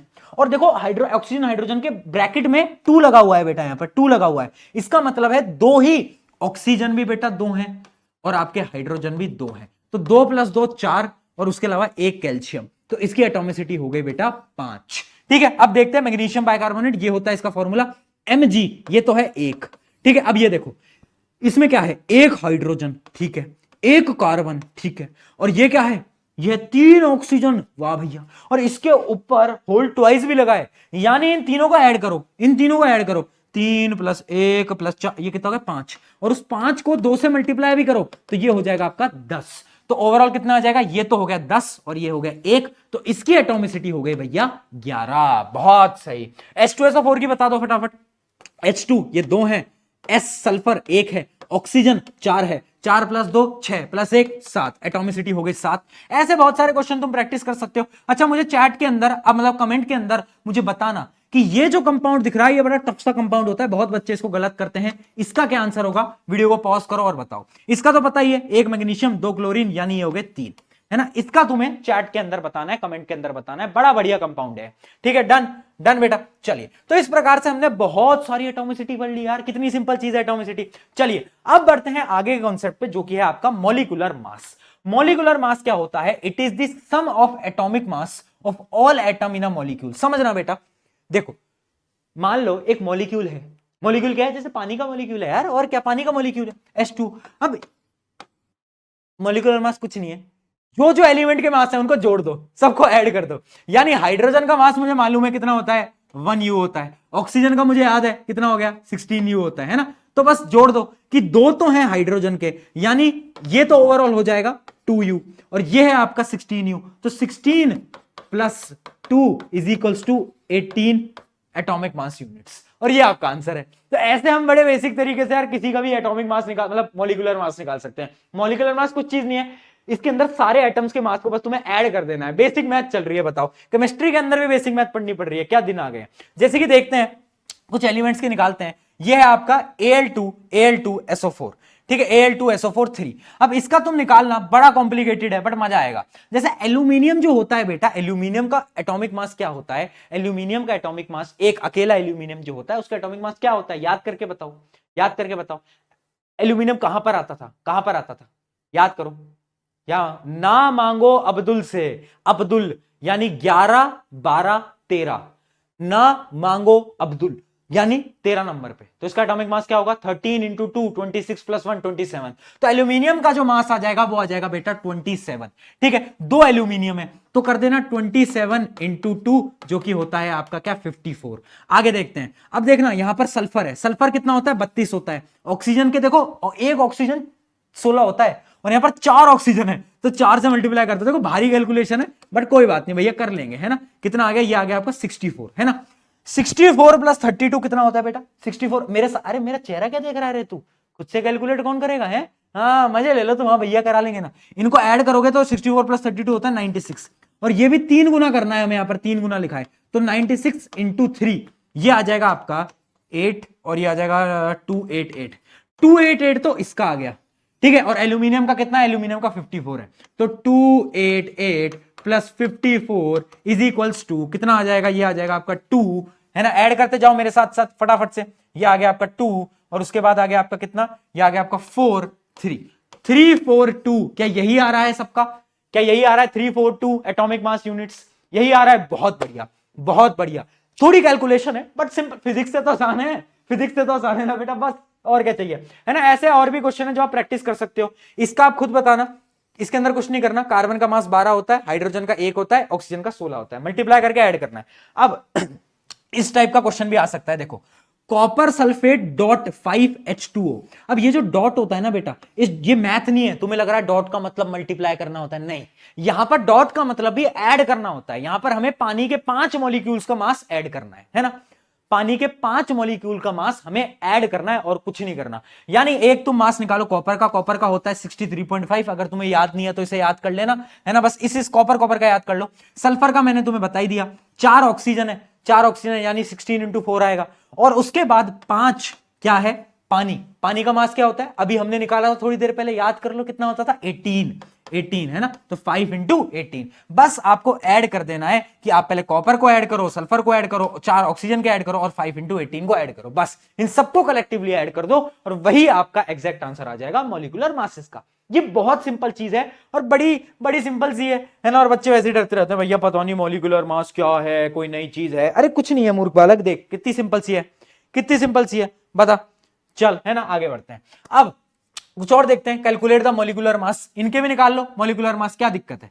देखो NH3 अमोनिया, NH3 क्या है, अरे भैया इसका क्या होता था 7, है ना। हाइड्रोजन का क्या होता था 1, 3 हाइड्रोजन है, 3 से मल्टीप्लाई करते, 3 + 7 कितना आ गया, 3 + 7 आ गया 10, तो इसका आ गया 10 एटॉमिक मास यूनिट। उसके अलावा नाइट्रिक एसिड HNO3, H यानी 1, नाइट्रोजन यानी 14, ऑक्सीजन 16 × 3, वही चल रही है पूरी कहानी, वही चल रही है, सिमिलर सिमिलर, कुछ है ही नहीं नया, कुछ करने को ही नहीं है भाई, भाई वो पूरी कहानी सेम चल रही है। 16 3 कितना होता है बेटा, 6 3 कितना होता है, अरे बता दो, मेरी मैथ थोड़ी वीक है यार, है मैथ तुमसे तो अच्छी है, तुमसे तो फिर भी अच्छी है मेरी मैथ, ठीक है, थोड़ी सी वीक है बाकी ठीक है। तो आ जाएगा 16 3 48, है ना, और नाइट्रोजन है 14 और ये आपका +14 और +1, है ना। तो इसको एक बार सॉल्व कर लो फटाफट से, कितना आ गया ये आ गया 3, ये आ गया 1 5 63।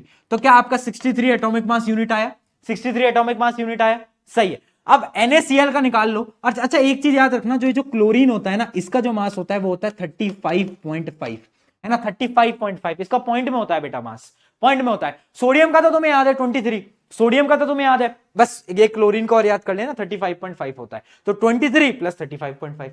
कैल्शियम का कितना होता है, याद है 40, बस ऐड कर, बस यही चल रहा है और कुछ है ही नहीं, कुछ है ही नहीं, ठीक है। चलिए तो इसी के साथ ये बड़ा सिंपल है, पूरा का पूरा डन है, डन है, बताओ जल्दी, डन है, चलिए बहुत सही। तो ऐसे हम क्वेश्चंस को, बहुत सारे क्वेश्चंस को बेटा इजीली सॉल्व कर सकते हैं, और ऐसा कोई टफ भी नहीं है जो तुम्हें लग रहा हो कि नहीं भैया बहुत ज्यादा टफ है। अब देखो एक चीज और होती है, formula mass unit. Formula mass unit क्या होता है, बिल्कुल भी कंफ्यूज नहीं होना है, it is the sum of atomic mass of ions, यानी जैसे मॉलिक्यूलर मास था वैसे ही फॉर्मूला यूनिट मास है।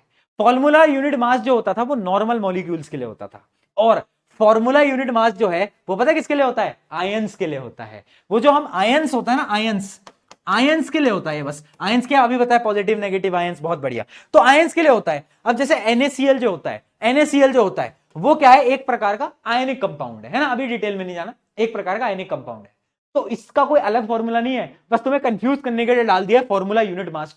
एग्जाम में कंफ्यूज करेंगे तुम्हें, एक कंपाउंड दे देंगे और बोलेंगे फाइंड फॉर्मूला यूनिट मास, और तुम बोलोगे ओह ये तो पढ़ा है नहीं। अरे कुछ नहीं है, जैसे तुमने मॉलिक्यूलर मास निकाला ना, एटम्स को जोड़ के, एटम के मासेस को जोड़ के, सेम तुम्हें वो करना है, कुछ दिमाग नहीं लगाना। NaCl जैसा था, एटम का मास जोड़ा, इसका जोड़ा, आंसर आया, बस। तो फॉर्मूला यूनिट मास भी बेटा एकदम सेम है, बिल्कुल जैसे आपका मॉलिक्यूलर मास था। तो कंफ्यूज नहीं होना है बिल्कुल भी कि भैया ये क्या नई चीज आ गई, ठीक है। अब हम आगे बढ़ जाते हैं और मैं आपको एक टेबल दिखा देता हूं।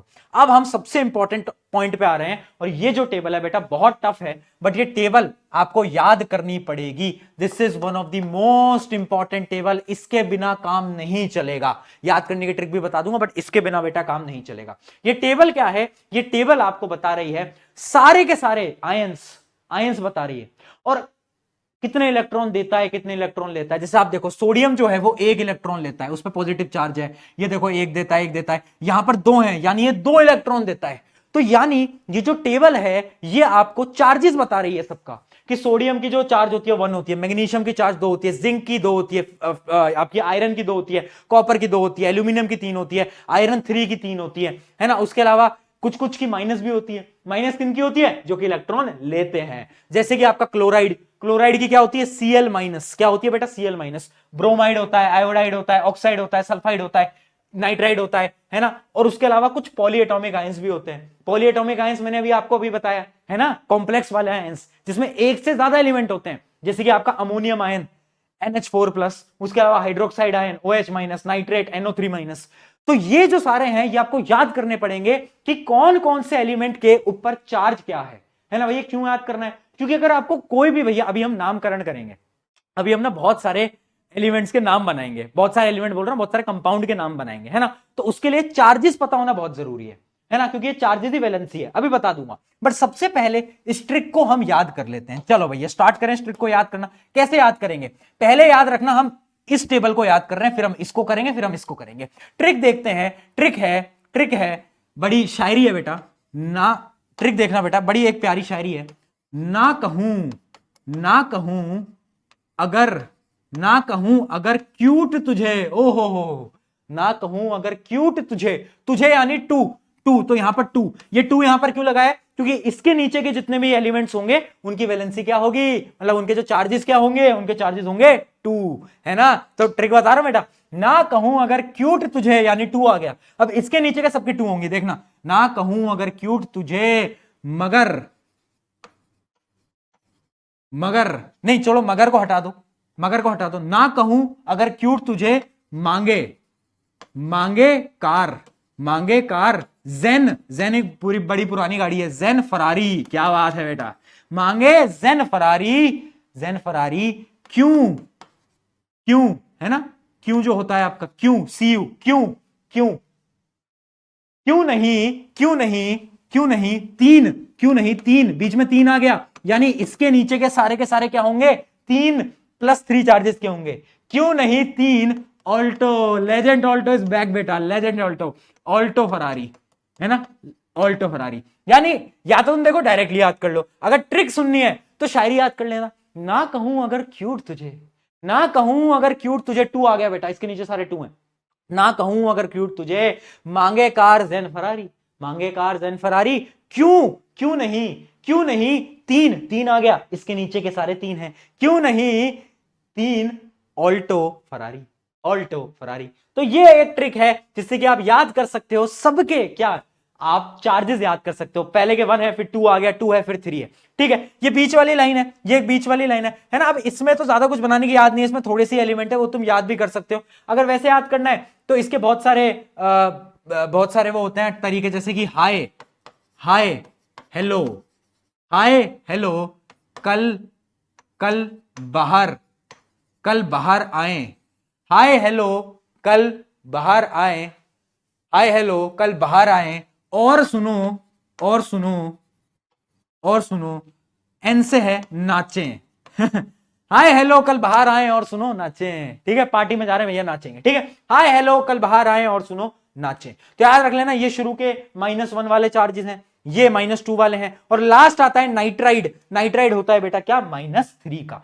अब ये जो है पॉलीएटॉमिक, ये बड़ी सिरदर्दी है और ये याद नहीं होती। अब इसके लिए इनके जो नाम है अमोनियम, वोनियम, इन सब नाम से एक ट्रिक मैंने बना दी है, और वो ट्रिक आप समझना, वो ट्रिक आप समझना, ये पढ़ाई से रिलेटेड ट्रिक है। ट्रिक क्या है, जैसे अमोनियम है तो अमोनियम में ए है, ठीक है, तो इसका चार्ज भी 1 है, तो मैं लिखूंगा इसमें आज, आज हाइड्रोक्साइड में -1 का चार्ज है, आज हम नाइट्रेट में NO3- है 1 ही है, आज हम नहीं, फिर हाइड्रोजन कार्बोनेट आ गया HCO3 आज हम नहीं हारेंगे, आज हम नहीं हारेंगे बेटा, आज हम नहीं हारेंगे, दो बीच में लगा दो दो, क्योंकि अब इसके नीचे सबकी दो है, ठीक है, आज हम नहीं हारेंगे, 2 चैप्टर, सी से आ जाएगा आपका चैप्टर, 2 चैप्टर, 2 चैप्टर सारे के सारे सल्फाइट और सल्फेट, सारे के सारे तीन, क्योंकि अब नीचे वाला 3 है, 3 बार फॉस्फेट को हम लिख सकते हैं, पढ़ेंगे, 3 बार पढ़ेंगे। तो अब याद कर लो, आज हम नहीं हारेंगे, आज हम नहीं हारेंगे, आज हम नहीं हारेंगे, ठीक है। फिर आ जाएगा 2 चैप्टर सारे के सारे 3 बार पढ़ेंगे, यानी फॉस्फेट क्या आ जाएगा, 3 बार पढ़ेंगे, PO4 3-। तो ये जो टेक्निक है, ये बड़ी अच्छी टेक्निक है, जिसकी मदद से आप सारी चीजें ऐसे चुटकियों में याद कर सकते हो। अब भैया टेक्निक क्यों बताई, और भैया इतनी बड़ी टेबल कैसे याद होगी, देखो प्रैक्टिस से याद होगी, ट्रिक से याद कर लो, फिर 1-2 बार और प्रैक्टिस करोगे तो तुम्हें ऑटोमेटिकली याद हो जाएगी, है ना। ट्रिक्स बनाई जाती हैं बैक बेंचर्स के लिए, अगर तुम बैक बेंचर हो, याद नहीं करनी तो ट्रिक से करो, बट अगर तुम सीरियस स्टूडेंट हो तो प्लीज इनकी वैल्यूज डायरेक्टली ही याद कर लेना। अब ये भैया ये सारी कहानी, इतनी माथा आपने क्यों हमारा खराब करो, आप तो पॉइंट पे आओ। पॉइंट पे मैं आ जाता हूं, क्योंकि अब सवाल आ जाता है, why do atoms combine, atoms क्यों कंबाइन करते हैं, एटम्स मॉलिक्यूल क्यों बना रहे हैं। अभी मैंने आपको बताया ना, है ना, किसी पे पॉजिटिव नेगेटिव चार्ज क्यों जा रहा है, क्योंकि हर एक इंसान को, हर एक एटम को जिंदगी में स्टेबिलिटी चाहिए, उसको स्टेबल रहना है, अगले चैप्टर का टॉपिक है, उसको स्टेबल रहना है ना। और वहीं पर ही एक टॉपिक आ जाता है आपका वैलेंसी। वैलेंसी क्या होती है, डेफिनेशन याद रखना, बार बार पूछी जाती है, the combining capacity of a element is called valency. यानी एक एलिमेंट कितने लोगों से जुड़ सकता है, जैसे मेरी कंबाइनिंग कैपेसिटी है कि मैं लाखों बच्चों से जुड़ सकता हूं, तुम्हारी कंबाइनिंग कैपेसिटी है कि तुम यार 4 लोगों से जुड़ सकते हो, अपने स्कूल के बच्चों से जुड़ सकते हो, यहां जा सकते हो, वहां तुम्हारी कंबाइनिंग कैपेसिटी है, मेरी कंबाइनिंग कैपेसिटी है, ऐसे हर एक एलिमेंट की कंबाइनिंग कैपेसिटी होती है और उसी को हम बोलते हैं वैलेंसी। वैलेंसी क्या होता है? Combining capacity of element. यानी भैया ये कंबाइनिंग कैपेसिटी क्या है, हमें थोड़ा सा एग्जांपल के साथ समझाओ। देखो अभी हमने टेबल देखी, उसके अंदर चार्ज थे, किसी के चार्ज +1 थे, किसी के -1 थे, किसी के +2 थे, किसी के -2 थे, किसी के +3 थे, किसी के -3 थे। तो वो जो 1 2 3 गेम चल रहा था ना, वही उनकी वैलेंसीज थी और इसलिए मैंने उसको याद करने के लिए बोला। यानी उस टेबल से हमने सबकी वैलेंसी याद कर ली, है ना। कि अगर मैं तुमसे बोलूं कि भैया हाइड्रोजन की क्या होती है, तुम बोलोगे भैया +1 होती है, यानी उसकी वैलेंसी 1 है। 1 है, वो एक इंसान के साथ जुड़ सकता है, उसकी वैलेंसी क्या है? उसकी वैलेंसी 1 है। ठीक है, वैलेंसी में पॉजिटिव नेगेटिव नहीं होता, उसकी वैलेंसी 1 है। फिर आप बोलोगे कि भैया अच्छा भैया वो सोडियम की क्या होती है? सोडियम की भी 1 है, वैलेंसी क्या होती है? 1। तो यानी वैलेंसी क्या होती है? Combining capacity. क्या होती है? कंबाइनिंग कैपेसिटी, है ना। ये इंपॉर्टेंट है, क्यों? क्योंकि अभी हमने उस टेबल से सबकी वैलेंसीज याद कर ली। सारे के सारे कंपाउंड्स जो थे, कुछ एलिमेंट्स थे, कुछ पॉलीएटॉमिक आयंस थे, है ना, जो आपके अमोनियम वगैरह, तो उन सबकी हमने वैलेंसीज याद कर ली। बट भैया फॉर एग्जांपल जैसे सोडियम की वैलेंसी 1 है, उसके अलावा मैग्नीशियम की 2 है, क्लोरीन की 1 है, ठीक है। बट भैया ये सब हमने क्यों पढ़ा? क्योंकि अब हम करने जा रहे हैं सबसे इंपॉर्टेंट टॉपिक इस चैप्टर का, जो कि है नामकरण। यानी अब हम नेमिंग करेंगे, अब हम थोड़ा सा नाम वाम देने वाले हैं। भैया तैयार हो जाओ, है ना। जीवन में तुम्हें मैं मौका दे रहा हूं नाम देने का, है ना।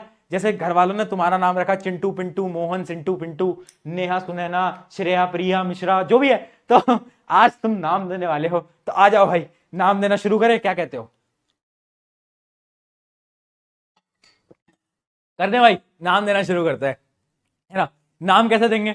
वैलेंसीज की मदद से देंगे। चलिए स्टार्ट करते हैं। अब ये पूरी कहानी लिखी हुई है, बट मैं तो बोलता हूं अपन कहानी से क्यों समझे?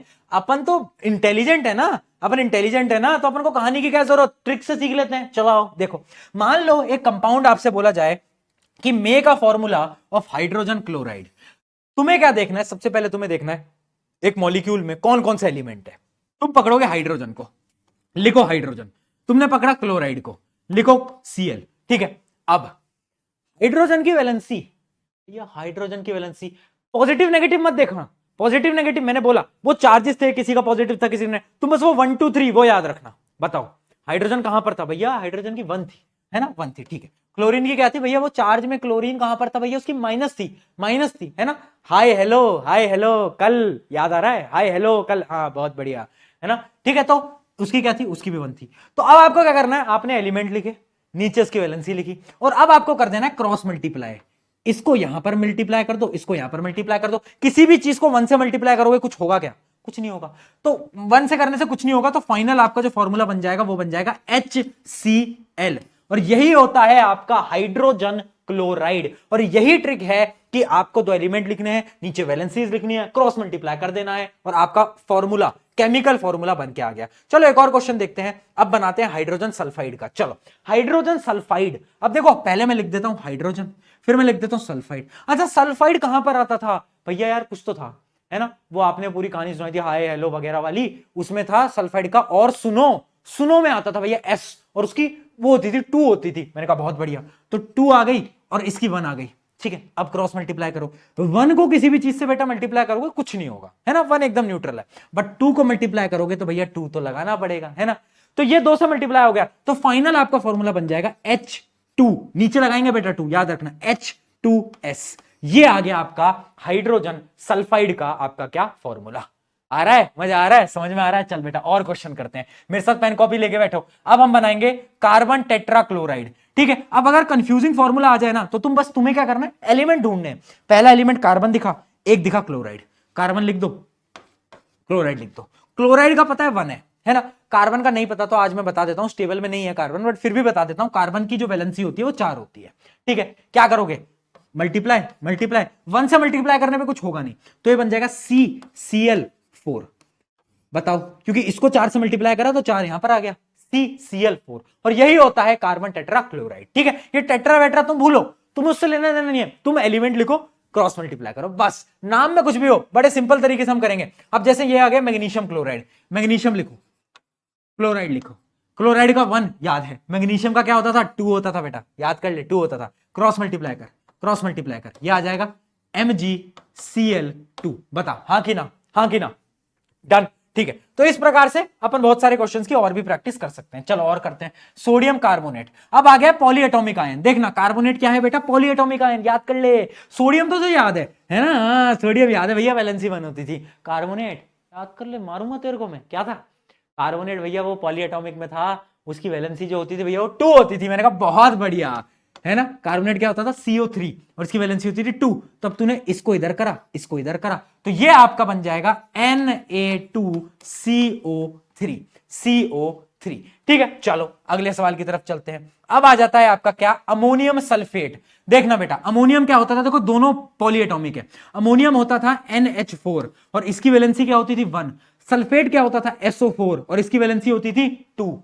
सल्फेट SO4 2 माइनस होता है। ठीक है, तो अब क्या करना है, उस टेबल की मदद से, बस उस टेबल को खोल के बैठो, अगर याद नहीं हुआ है अभी तक तो मैं क्रॉस मल्टीप्लाई कर दिया। अब ये देखना बेटा, ये 2 से मल्टीप्लाई हुआ है, तो अब हम क्या करेंगे, क्योंकि ये पॉलीएटॉमिक आयन है तो इसको हम अलग तरीके से लिखेंगे। देखना बेटा, NH4 ब्रैकेट लगा लो, ब्रैकेट लगा लो, है ना, क्योंकि पॉलीएटॉमिक है तो ब्रैकेट लगा लो। Na4 इधर 2 करा और ये आ गया आपका SO4। ये आ जाएगा आपका क्या, अमोनियम सल्फेट। क्या आ गया बेटा, अमोनियम सल्फेट। क्या है बात एकदम क्लियर, मजा आ रहा है, समझ आ रहा है, जल्दी बोल जल्दी बोल। मेहनत से पढ़ा रहा हूं, इतनी डिटर्मिनेशन से पढ़ा रहा हूं, मैं चाहता हूं हर एक बच्चे को समझ आए, क्लियर हो, मजा आए, और वो इंथुजियाज्म, वो मोटिवेशन मुझे हर एक बच्चे के अंदर से चाहिए। चल आगे बढ़ते हैं, अगला देखते हैं, कुछ क्वेश्चन प्रैक्टिस करते हैं और करते हैं। आजा देखो, एक दो क्वेश्चन करते हैं, बढ़िया बढ़िया से निकाल के लाता हूं तुम्हारे लिए। एक बढ़िया सवाल देखते हैं, जैसे कि एक सवाल मुझे बताओ, कॉपर 2 ब्रोमाइड। कॉपर 2 की वैलेंसी क्या होती है, कॉपर की होती है 2, ब्रोमाइड की क्या होती है, Br लिखते हैं हम इसको, इसकी क्या होती है, इसकी होती है 1, इसकी क्या होती है बेटा 1। तो ये क्या हो जाएगा, ये क्या हो जाएगा, CuBr2, है ना, कॉपर ब्रोमाइड। ठीक है, कॉपर ब्रोमाइड। ठीक है बेटा, अगला देखते हैं, अगला आ गया अपना अमोनियम कार्बोनेट। अमोनियम कार्बोनेट, अच्छा कार्बोनेट की क्या होती थी वैलेंसी, कार्बोनेट को हम क्या लिखते थे, CO3, वैलेंसी कितनी होती थी 2। एल्यूमिनियम, अच्छा अमोनियम है, अमोनियम, अच्छा तो अभी सॉल्व करा हमने, वही है ना सेम। अमोनियम क्या था, अमोनियम होता है NH4 और उसकी होती है 1, क्रॉस मल्टीप्लाई कर लेना। अगला देखो, अच्छा एक टाइप के क्वेश्चन में और बता देता हूं। मान लो एक क्वेश्चन में बताता हूं, मैग्नीशियम सल्फेट। अगर मैग्नीशियम है उसकी होती है 2 और सल्फेट है SO4 उसकी भी होती है 2, दोनों तरफ बराबर हो गए। जब भी आपकी वैलेंसीज दोनों तरफ बराबर हो गई तो फिर मैथ से बोलती है, जब भी दोनों चीजें बराबर हैं, काट दो भैया, ये दोनों 1 1 हो जाएंगी, है ना। तो इसका फॉर्मूला बहुत सारे बच्चे लिखते हैं Mg2SO4 2, ऐसे नहीं लिखना है क्योंकि कट जाएगा, तो इसका डायरेक्ट फॉर्मूला बन जाएगा MgSO4, सिंपल MgSO4। तो याद रखना, जब भी दोनों तरफ वैलेंसीज बराबर हो काट देना। ठीक है, उसके अलावा और भी प्रैक्टिस आप कर सकते हो, जैसे कि एल्यूमिनियम नाइट्रेट आप कर लो, है ना, एल्यूमिनियम नाइट्रेट प्रैक्टिस करो। जल्दी मुझे बताओ एल्यूमिनियम नाइट्रेट क्या बनेगा, है ना। सोडियम सल्फेट कर लो, है ना, सोडियम सल्फेट, Na की वैलेंसी क्या होती है 1, सल्फेट की क्या होती है 2, क्रॉस मल्टीप्लाई करा, क्या आ गया Na2SO4। इस प्रकार से बहुत सारे क्वेश्चन कर सकते हो। मैग्नीशियम हाइड्रोक्साइड की करो, क्या बनेगा, मैग्नीशियम की वैलेंसी 2, हाइड्रोक्साइड क्या होता है OH होता है, वैलेंसी 1 होती है, MgOH2, है ना। जब भी पॉलीएटॉमिक आयन हो ब्रैकेट में 2 लिखना, यानी इसका जो फॉर्मूला बनेगा वो बनेगा Mg। ठीक है बेटा, इस प्रकार से ये कुछ क्वेश्चंस थे जो कि मैंने आपको समझा दिए बड़े आसान तरीके से। ऐसे हम बहुत सारे सवाल, बहुत सारे क्वेश्चंस को समय के साथ प्रैक्टिस कर सकते हैं, जितनी आपकी मर्जी हो आप उतने क्वेश्चन प्रैक्टिस करो, क्या ही दिक्कत है ना। चलिए देखते हैं, कुछ और सवाल बनाते हैं, कुछ और क्वेश्चन प्रैक्टिस करते हैं। अब देखो यहां पर बोला है मैच द फॉलोइंग, ऐसा सवाल आएगा, बड़ा इंपॉर्टेंट है, very very very important. Match the following आया, हमें बोला है कुछ, हमें फॉर्मूला गिवन है और यहां पर हमें उसके नाम गिवन है, हमें मैच करना है। तुम्हें मैंने नाम से फॉर्मूला बनाना सिखा दिया है। देखो सोडियम बाइकार्बोनेट, बाइकार्बोनेट क्या था, उस टेबल को याद करो आयंस वाली, उसमें बाइकार्बोनेट क्या था HCO3, वैलेंसी क्या थी 1, सोडियम की वैलेंसी कितनी होती है 1, तो ये बन जाएगा NaHCO3। तो ये जो है सोडियम बाइकार्बोनेट, ये कहां दिख रहा है, ये हमें सीधा ही दिख रहा है, ये तो ये रहा, बहुत बढ़िया। उसके अलावा सोडियम कार्बोनेट बना लो, सोडियम कार्बोनेट अभी बनाया Na2CO3, है ना, अभी बनाया जस्ट इससे पहले, तो इसको जोड़ दो। अच्छा अब आ जाता है सोडियम क्लोराइड, क्लोराइड की वैलेंसी 1, सोडियम की 1 से 1 कट गया NaCl, तो ये आ गया आपका NaCl। अच्छा सोडियम फॉस्फेट क्या होगा, सोडियम फॉस्फेट, अच्छा फॉस्फेट बड़ा ही इंपॉर्टेंट है, क्यों, क्योंकि जो फॉस्फेट होता है ना बेटा, वो आयन होता है PO4 और इसकी वैलेंसी होती है 3, सोडियम की होती है 1, तो 3 यहां पर ट्रांसफर हो जाएगा Na3PO4 जो कि अपना यहां पर। तो ये आपकी मैच द कॉलम होगा, जो भी ऑप्शन आए उसको आप फटाफट से टिक कर देना। इस प्रकार के सवाल आपके आ रहे होते हैं। ठीक है, एक दो क्वेश्चन और दिखाऊंगा इसी टाइप के। ठीक है, जैसे कि आप इनके फॉर्मूला बना सकते हो। अच्छा, एक ये क्वेश्चन बताओ मुझे, which of the following symbol of the element are incorrect. इनमें से कौन सा सिंबल आपको इनकरेक्ट लग रहा है, बताओ। Cobalt CO, carbon C, aluminium Al, helium He, sodium सो नहीं भैया, सोडियम का एक्चुअल नाम क्या है, नेट्रियम, इसलिए इसका सिंबल क्या होता है, Na। तो ये गलत है, पकड़ लिया इसको धर लो, इसको ओए क्या कर रहा है भाई, तू कहां से आ गया, सोडियम भैया तुम कहां से आ गए हैं, तुम्हारा नाम तो Na होता है ना, नेट्रियम। चलो, तो इस प्रकार के बहुत सारे सवाल आएंगे, जितने ज्यादा तुम क्वेश्चन प्रैक्टिस कर पाओ उतने तुम कर सकते हो। ठीक है, अब अगर आपके पेपर के अंदर मोल कॉन्सेप्ट नहीं आ रहा है, तो आप अगले 5 से 6 मिनट स्किप कर देना, क्योंकि मैं अभी लास्ट में टॉप 5 क्वेश्चन कराने वाला हूं, और वो क्वेश्चन बहुत इंपॉर्टेंट होंगे आपके पेपर के पर्सपेक्टिव से। ठीक है, तो आप 5 मिनट स्किप कर सकते हो। जिनके आ रहा है मोल कॉन्सेप्ट, उनसे मेरी रिक्वेस्ट है आप ध्यान से सुनना। मैं 5 मिनट में आपको कॉन्सेप्ट क्लियर कर दूंगा, क्वेश्चंस आपको नहीं करवा पाऊंगा ऑब्वियसली, बट कॉन्सेप्ट आपको समझा दूंगा मोल कॉन्सेप्ट का। ठीक है, समझते हैं। चलिए, तो देखो मोल कॉन्सेप्ट क्या होता है आप समझो। मैं अगर मार्केट में गया, मैंने बोला मुझे केले दे दे, तो उसने बोला यार केले कैसे दूं, मैंने कहा 1 दर्जन दे दे। तो 1 दर्जन का मतलब क्या है, 1 दर्जन का मतलब है 12 केले। 12 केले, हाँ या ना बोल। सिमिलरली जो शब्द है ना मोल, इसका भी एक मतलब होता है। एक मोल का मतलब होता है 6.022 इंटू 10⁻⁻23 पार्टिकल। यानी मैं बोल रहा हूं 1 दर्जन, तो उसने मुझे 12 केले दे दिए। अगर मैंने उससे बोला होता 1 मोल केले दे दे, और वो साइंस का स्टूडेंट होता, तो वो मुझे 6.022 इंटू 10⁻23 इतने केले दे देता। और यही वैल्यू होती है 1 मोल की। और ये आपके जो एटम्स होते हैं उनके लिए यूज किया जाता है, क्योंकि एटम्स बहुत छोटे हैं एटम्स। तो इतने ज्यादा एटम्स 1 मोल के अंदर होते हैं, है ना। तो 1 मोल भी 1 दर्जन की तरह एक यूनिट है, कि 1 मोल में इतने सारे पार्टिकल्स होते हैं। तो याद रखना, अगर आपसे कोई बोले 1 मोल पार्टिकल, यानी 6 इंटू 6.022 इंटू 10⁻23 इतने ज्यादा पार्टिकल्स आपके पास 1 मोल के अंदर होते हैं। तो पहली चीज तो हो गई मोल की। अब अच्छा, यही जो नंबर होता है बेटा, इसी को हम बोलते हैं क्या, इसी को हम बोलते हैं आपका एवोगैड्रो नंबर। क्या बोलते हैं बेटा, एवोगैड्रो नंबर। अब अगला जो पॉइंट आ जाता है इसके अंदर बड़ा इंपॉर्टेंट, वो है मोलर मास। देखो, अभी तक हम क्या कर रहे थे, सारे मासेस, जैसे मैंने बोला हाइड्रोजन, मैं बोल रहा था 1 एटॉमिक मास यूनिट, है ना। सिमिलरली मोलर मास क्या होता है कि मास ऑफ हाइड्रोजन ऑफ 1 मोल, यानी 1 मोल हाइड्रोजन का कितना मास होगा। 1 मोल में कितने हाइड्रोजन होंगे बेटा, 6.022 इंटू 10⁻23। यानी इतने सारे हाइड्रोजन को अगर मैं साथ में जोड़ लूं तो कितना होगा बताओ कितना होगा। और यही पर ही आपका मोल कॉन्सेप्ट काम करता है। वो ये बोलता है कि आपको मोलर मास निकालने के लिए कुछ नहीं करना, जो आपने एटॉमिक मास याद करें ना, 1U 16U 5U जितने भी आपने याद करें, उस U को हटा के ग्राम में कन्वर्ट कर दो। यानी अगर मेरे हाइड्रोजन का 1U था मास, तो उसका मोलर मास होगा 1 ग्राम।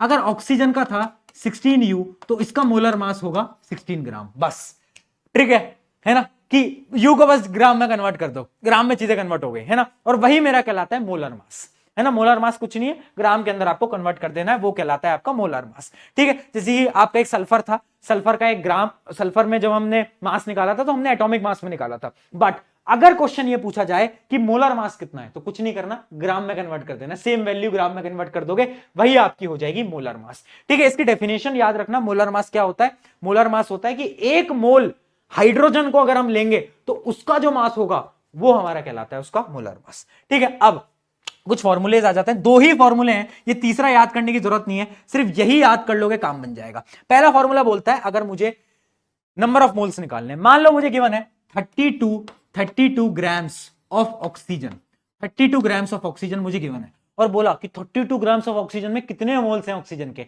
तो एक फॉर्मूला होता है, मोल्स निकालने के लिए आपको क्या करना है, mass of given substance by molar mass. Oxygen का मोलर मास क्या है, 16 ग्राम है, याद आ गया ना, बस ग्राम में कन्वर्ट कर देना है।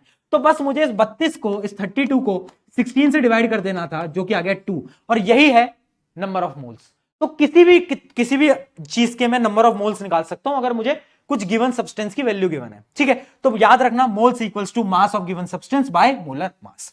अगला एक और फॉर्मूला आ जाता है, जो कि होता है, हम मोल एक और तरीके से निकाल सकते हैं।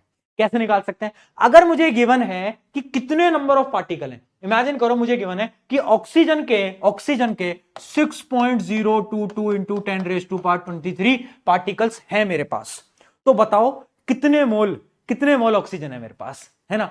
तो मैं क्या करूंगा, एक फॉर्मूला है, जितने गिवन पार्टिकल हो उसको डिवाइड कर लेना एवोगैड्रो नंबर से। एवोगैड्रो नंबर क्या था? 6.022 इंटू 10⁻23। तो बस आपको इससे क्या कर लेना है, डिवाइड कर लेना है। जैसे आप डिवाइड करोगे तो अब इस वैल्यू में तो आपका आंसर 1 आ जाएगा, यानी 1 मोल ऑक्सीजन आपके पास है, 1 मोल। यही है आपके 2 क्वेश्चन, इन्हीं में से सवाल आता है। कभी आपको गिवन मास होगा, कभी आपको बोलेगा कि भाई आपको मास गिवन है, बता दो कितने नंबर ऑफ मोल्स हैं। कभी आपको ये बोल देगा कि इतने पार्टिकल्स हैं, बता दो कितने मोल्स हैं। तो उन पार्टिकल्स को डिवाइड कर देना किससे? एवोगैड्रो नंबर से। बस इन 2 फॉर्मूले पे ही सवाल आते हैं, इससे बाहर कुछ नहीं आते, ठीक है? अगर आपको फिर भी इस पे एक डिटेल वीडियो चाहिए तो आप मुझे कमेंट में बताना, मैं एक डिटेल वीडियो बना दूंगा। अब हम बढ़ते हैं हमारे टॉप 5 क्वेश्चंस की तरफ, जो कि बहुत ज्यादा जरूरी हैं आप सभी के लिए। तो देखते हैं पहला सवाल। पहला सवाल हमसे क्या कहना चाह रहा है, ध्यान से देख लो बेटा। पहला सवाल ये बोल रहा है 10 gram of silver nitrate solution is added to 10 gram of sodium chloride. क्या बात है ना? अच्छा, इसके फॉर्मूले बनाना एक बार, है ना, अगर तुम्हें याद हो थोड़ा बहुत, है ना, वैलेंसीज अगर याद है। सिल्वर की वैलेंसी 1 होती है, मैं बता देता हूं, है ना। नाइट्रेट की तुम्हें याद होनी चाहिए, अभी लिखवाई, ठीक है। सिल्वर नाइट्रेट एक 10 ग्राम का है ना, और उसको हमने ऐड करा है सोडियम क्लोराइड के अंदर। 2 कंपाउंड है, उनको हमने जोड़ा। What changes in the mass do you expect after reaction? हमने दोनों को जोड़ा, क्या मास बदलेगा रिएक्शन के बाद? बदलेगा तो क्यों बदलेगा, नहीं बदलेगा तो क्यों बदलेगा? जल्दी बताओ, ठीक है, बताओ। अरे नहीं बदलेगा यार, कैसे बदल जाएगा? ऑब्वियस ही बात है, no changes in the mass. शुरू में पढ़ा था law of conservation of mass, जो कि ये बोलता है mass of reactant, mass of product दोनों सेम भैया, कोई बदलाव नहीं। मैंने कहा बहुत सही, चलो बड़ा सिंपल था। अगला एलिमेंट एक्स, ये एक्स को अपनी जिंदगी से बेटा देखो, साइंस के साथ साथ ज्ञान की बात बताता हूं, एक्स को अपनी जिंदगी से निकाल दो। जब तक तुम्हारी जिंदगी में एक्स है बड़ी प्रॉब्लम रहेंगी, बट हाँ साइंस वाला एक्स हमारे लिए जरूरी है। Element X has a valency of 2 and element Y has a valency of 3। यानी एक एक्स है जिसकी वैलेंसी है 2, है ना, और एक वाई है जिसकी वैलेंसी है 3। आपको ये बताना है कि अगर ये दोनों अपने अपने ऑक्साइड बनाए, ऑक्साइड क्या होता है बेटा? ऑक्साइड क्या होता है? ऑक्सीजन के साथ रिएक्शन करें तो एक कैसी रिएक्शन करेंगी? यानी मान लो अगर ये एक्स बोले कि भैया मैं तो ऑक्सीजन के साथ रिएक्शन करूंगा, फिर वाई बोले मैं भी ऑक्सीजन के साथ रिएक्शन करूंगा, तो ये क्या कंपाउंड बनाएंगे? सोचो। ऑक्सीजन की वैलेंसी क्या होती है बेटा? 2 होती है। चलो बना के देख लेते हैं। एक्स की वैलेंसी 2, ऑक्सीजन की वैलेंसी 2, क्रॉस मल्टीप्लाई करना है। बट क्योंकि हमें दोनों सेम दिख गए, जैसे ही सेम दिख जाए काट देना भैया, 1 1 कर देना, है ना। तो ये आपका बन जाएगा XO। क्या बन जाएगा? XO। क्या बनेगा बेटा? XO। अब Y के साथ बना के देख लेते हैं, Y और O। Y क्या है? Y है आपका 3, ऑक्सीजन है 2। अरे 0 क्यों लिख दिया भैया? 2। ये कर दो इधर, ये कर दो इधर, तो ये क्या बन जाएगा? ये बन जाएगा आपका Y2O3। Y2O3 कौन से ऑप्शन में मैच हो रहा है? जल्दी से बता दो, कौन से ऑप्शन के अंदर आपका जो है मैच हो रहा है? Y2O3। ठीक है, जल्दी बताएं। क्या हो गया भैया? किसी में मैच नहीं हो रहा, क्यों भाई, क्या हो गया? अच्छा, ऑप्शंस में गलती है। Y की वैलेंसी हमें 3 गिवन है, तो हाँ Y की वैलेंसी 3 गिवन है, तो क्या दिक्कत है? सही तो हमने सही बनाया बेटा, सही बनाया अपन ने। यही आएगा Y2O3 आएगा। अच्छा, इसके अंदर XO होना चाहिए, ऑप्शन सी होना चाहिए बेटा, ऑप्शन सी होना चाहिए, ये आपका करेक्ट होना चाहिए। ठीक है, ऑक्साइड जो होते हैं, ऑक्सीजन की जो वैलेंसी होती है वो हमेशा 2- होती है ना, 2 होती है यानी ऑक्सीजन की वैलेंसी। ये मैं आपको बता देता हूं, है ना, उस टेबल के अंदर भी थी, आप जाकर देखना, बट मैं आपको फिर भी बता देता हूं। ठीक है, चलिए अगले सवाल की तरफ बढ़ जाते हैं। अरे कहां गया भैया अगला सवाल? आ जा। असर्शन रीजनिंग, इस चैप्टर से असर्शन रीजनिंग तुम्हारे पेपर के अंदर एक सवाल पक्का आ रहा है, गारंटेड। देखना कौन सा सवाल आ सकता है। वाटर मॉलिक्यूल, असर्शन पढ़ो, water molecule always contains hydrogen and oxygen in ratio 1:8। क्या ये बात सही है?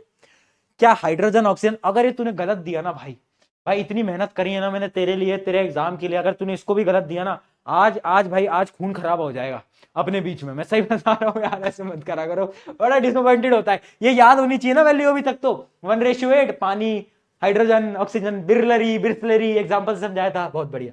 अगला, water always laws of constant proportion irrespective of the source and method of preparation. इनमें से कौन सी बात सही है? देखो, असर्शन एकदम सही है, पानी इसी रेशियो में होता है, ठीक है। और इसका रीजन इन्होंने दिया है क्योंकि जो पानी जब बनता है तो वो लॉ ऑफ कांस्टेंट प्रोपोर्शन को फॉलो करता है। ये बात भी सही है और ये इसका करेक्ट रीजन भी है, तो इसका आंसर होगा both assertion and reasoning are true and reason is the correct explanation. तो इसका ए आ जाएगा बेटा, ठीक है। जिसने ए दिया है खुद को एक टॉफी मेरी तरफ से गिफ्ट कर लेना, है ना, छोटी सी सस्ती वाली टॉफी। चलो अगला देखते हैं। Which statement correctly explains the difference between 2O, O2 और O3? वेरी इंपॉर्टेंट, आपके पेपर के अंदर दिखने की चांसेस आर 90%, लगभग, है ना। स्कूल के हाथ में वैसे तो, है ना, बट ठीक, देख लेंगे, बहुत स्कूल में आएगा एक पेपर ये क्वेश्चन। अब देखो तीन चीजें हैं, एक है 2O, एक है O2 और O3। ये क्या है? देखो एक डिफरेंस समझ लो बेटा कि जब भी आपके ये 2O है ना, यानी दो एटम्स हैं, ये देखो दो एटम्स हैं, ये क्या है? दो एटम्स, और ये मॉलिक्यूल नहीं बने हैं। जब भी दो आगे की तरफ होता है ना, या फिर यहां पर कुछ भी होता है, यानी एटम्स अलग अलग हैं, इनके बीच में दोस्ती नहीं हुई है, अभी फोर्स ऑफ अट्रैक्शन नहीं आई है, ये दूर से है। मान लो तुम्हारी क्लास का स्टूडेंट और दूसरी क्लास का स्टूडेंट, तुम्हारे बीच में दोस्ती नहीं है, तुम कह रहे हो अच्छा ठीक है भाई होगा कोई, वो कह रहा है अच्छा होगा भाई कोई, है ना, तो तुम दूर दूर हो। यानी जब भी 2 आ जाए तो समझना है दो एटम्स हैं जो कि अभी कंबाइन नहीं हुए हैं। बट अगर O2 इस प्रकार से दिखे जहां पर आपका नीचे हो 2 या फिर नीचे O3, यानी ये मॉलिक्यूल बन चुका है। तो O2 होता है डाई एटॉमिक मॉलिक्यूल, O3 होता है ट्राई एटॉमिक मॉलिक्यूल। तो याद रखना इनमें वेरिएशन क्या है, ये है दो अलग अलग एटम्स जो कि दूर हैं, और ये है मॉलिक्यूल जो कि जुड़ चुके हैं, और ये भी मॉलिक्यूल है जो कि जुड़ चुके हैं। ठीक है बेटा, इनमें डिफरेंस क्या है पढ़ लेते हैं। कौन सा आपका जो ऑप्शन है मैच हो रहा है ये पढ़ते हैं। 2O is a single oxygen atom, ठीक है बेटा। O2 इज अ ओजोन, नहीं ये तो गलत ही हो गया, O2 ओजोन नहीं होता यार। देखो कौन सा ऑप्शन मैच कर रहा है एक बार बताओ, पहला वाला ही पढ़ लेते हैं। 2O रिप्रेजेंट 2 सेपरेट ऑक्सीजन, एकदम बात सही। O2 is a molecule of oxygen, एकदम बात सही। O3 is the molecule of ozone, एकदम बात सही, है ना, कि ये क्या है, ये आपका ओजोन बना के आपको दे रहा है। तो आपका ए ऑप्शन जो है वो एकदम सही हो जाएगा। जब भी 2 हो आपको 2 बाहर दिखे तो समझ लेना गड़बड़ है दया, कुछ तो गड़बड़ है दया, पता लगाओ क्या गड़बड़ है। ठीक है, चलिए तो इसी के साथ हमारा आखिरी सवाल आ चुका है, बहुत बढ़िया, देखते हैं इसका answer. Formula unit mass and molecular mass of a substance is defined as the sum of atomic masses of all atom present in a formula unit or molecular formula। यानी assertion ये बोल रहा है कि जो formula unit mass होता है ना, या फिर molecular mass जो होता है, वो दोनों ही क्या होते हैं कि हम जितने भी एटम्स हैं उन सबको जोड़ दें तो उनका मास निकल जाएगा। मैंने कहा बात एकदम सही है भैया, ट्रू है, ट्रू है भैया, ट्रू है। रीजन पढ़ते हैं। There is only one difference between molecular mass and formula unit mass, which molecular mass is used for molecular compound, बात सही है। और जो आपके फॉर्मूला यूनिट मास होता है वो किसके लिए यूज किया जाता है, आयोनिक कंपाउंड के लिए, जो कि चार्ज होते हैं जिनके पास, is use for ionic compound. ये भी ट्रू है, ये भी ट्रू है, पर याद रखना क्या ये इसका रीजन है, क्या इस स्टेटमेंट का रीजन ये है, नहीं, इसका रीजन नहीं है। ये एक दूसरी नई स्टेटमेंट लिख दी है जो कि सही है, ये भी सही है, यानी ये दोनों सही है बट ये इनके रीजन नहीं है। तो इसका आंसर आएगा both A and R are true but not the reason, तो बी इसका ऑप्शन आ जाएगा। और यहां पर आपका चैप्टर हो जाता है समाप्त, है ना। अभी जा कहां रहे हो, आज की प्यारी लाइन पढ़ के जाओ। Just like atoms combine in the fixed ratio, एक फिक्स्ड रेशियो में कंबाइन करना है, balance your study time perfectly. जिसके साथ भी आप कॉम्बिनेशन बनाने की सोच रहे हो बेटा, जीवन में हमेशा बराबरी पे चलना है ना, बराबरी में चलना है। दोस्ती भी बराबरी में करनी है। यार दोस्त तुम्हारे साथ है, तुम भी तुम्हारे दोस्त के साथ हो, जब तुम्हें जरूरत पड़े तुम्हारा दोस्त तुम्हारे साथ खड़ा है, जब उसको दिक्कत हो तो तुम उसके साथ खड़े हो, ये होती है परफेक्ट दोस्ती।